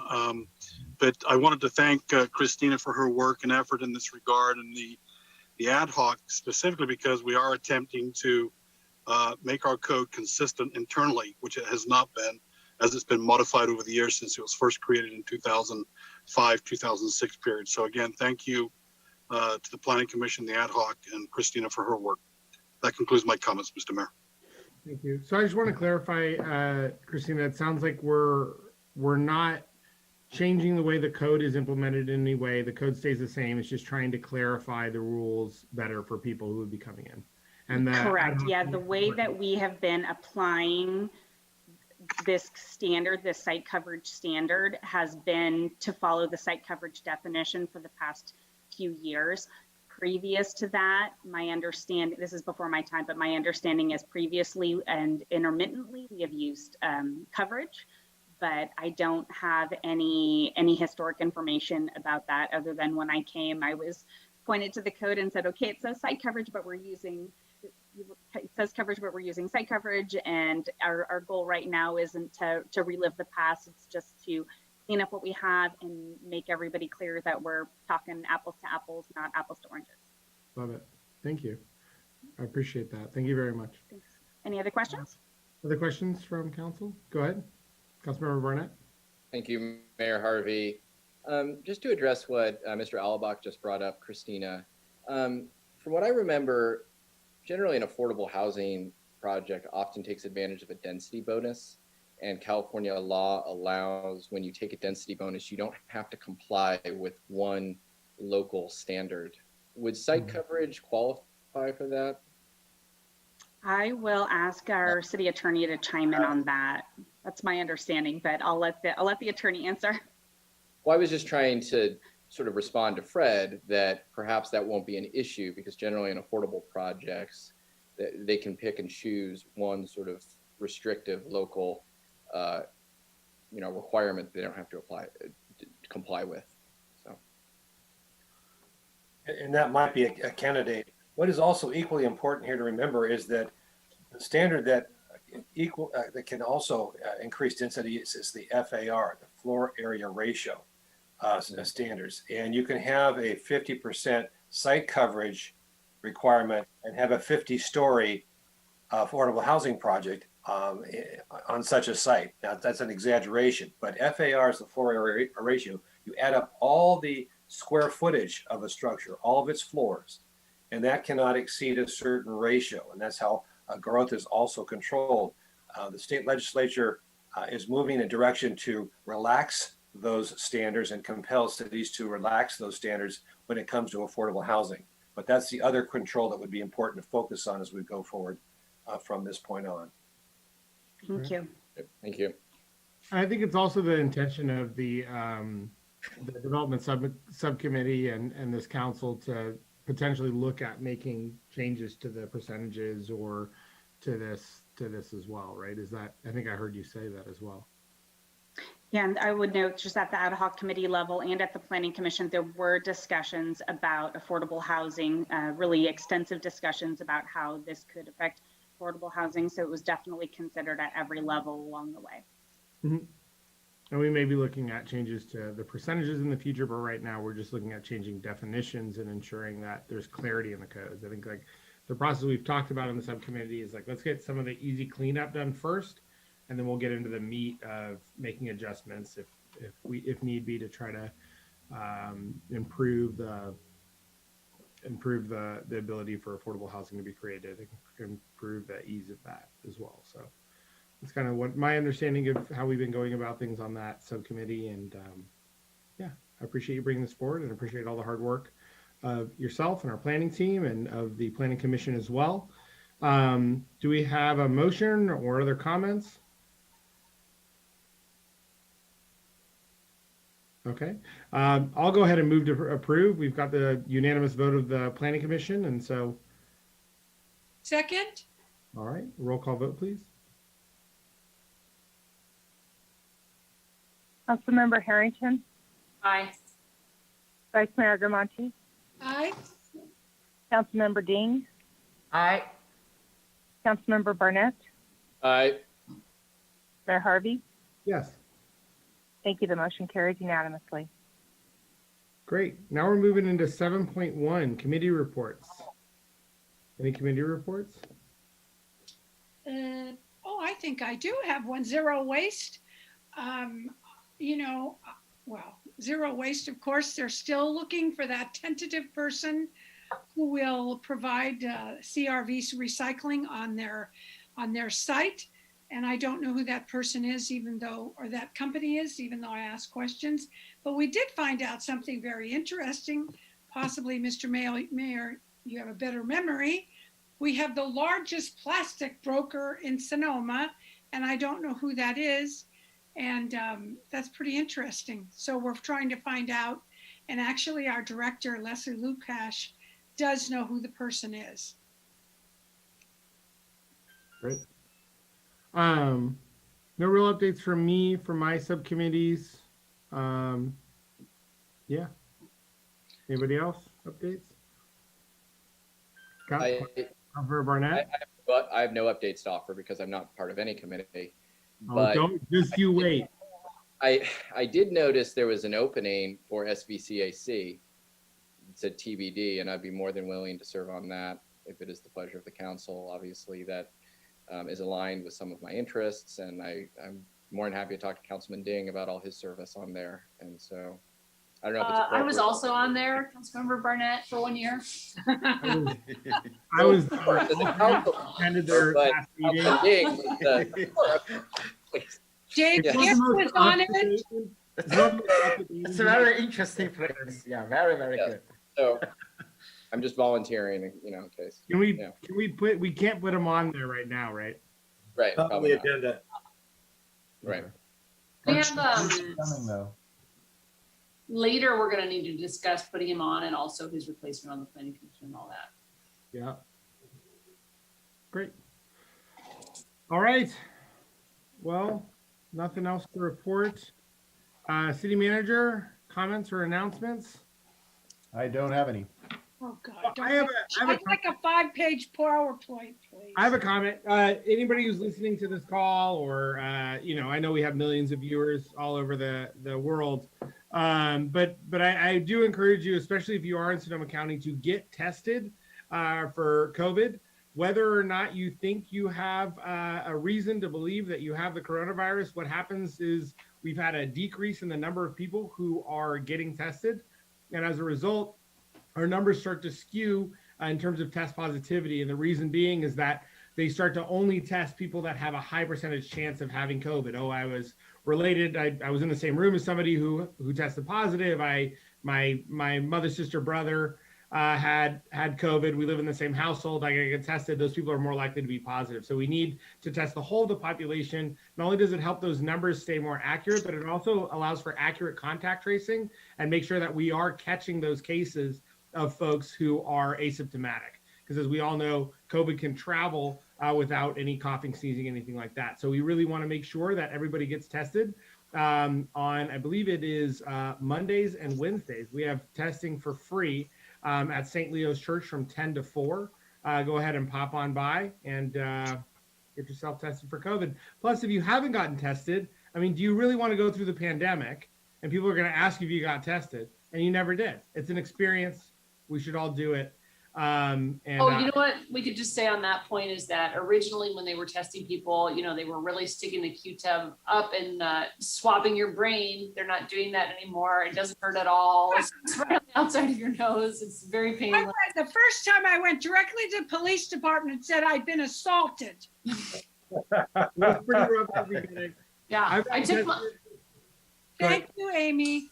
Oh, I mean, I took my kids to get tested, and when they found out it had to be in their nose, and they had heard so many stories, they were scared of getting it. And then when we went, they're not doing it that way anymore. But I think that had prevented some people from doing it. There were so many stories about it hurting, but it doesn't hurt anymore.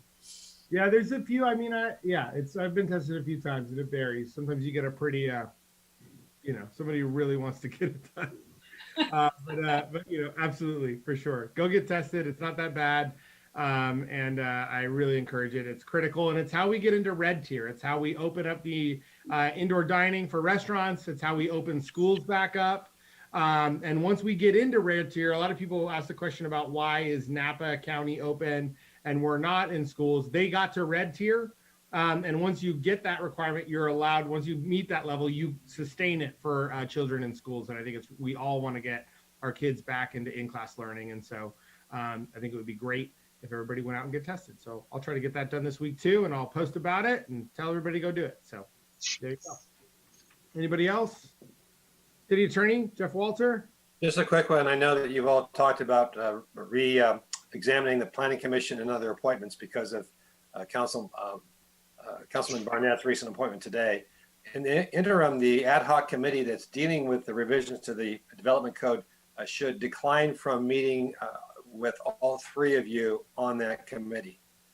One of you will have to decline from meeting because that would be a violation of the Brown Act. Only two of you can meet. So just be wary of that. Maybe you can hold off until the council has a chance to revisit the issues of appointments. Oh, may I ask you, which committee was it? Are you talking about the Development code? Development code. It was a joint between the I planning. will give that up. You'll give it up? Yes. Unless somebody else doesn't want to serve. I only have two things.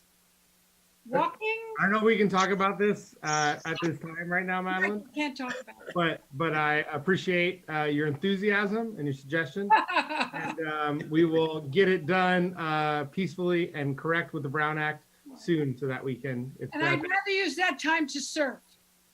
Great. To surf. Madeline is a huge surfer and just the great waves lately. So I appreciate it. Great. Anybody else? Comments?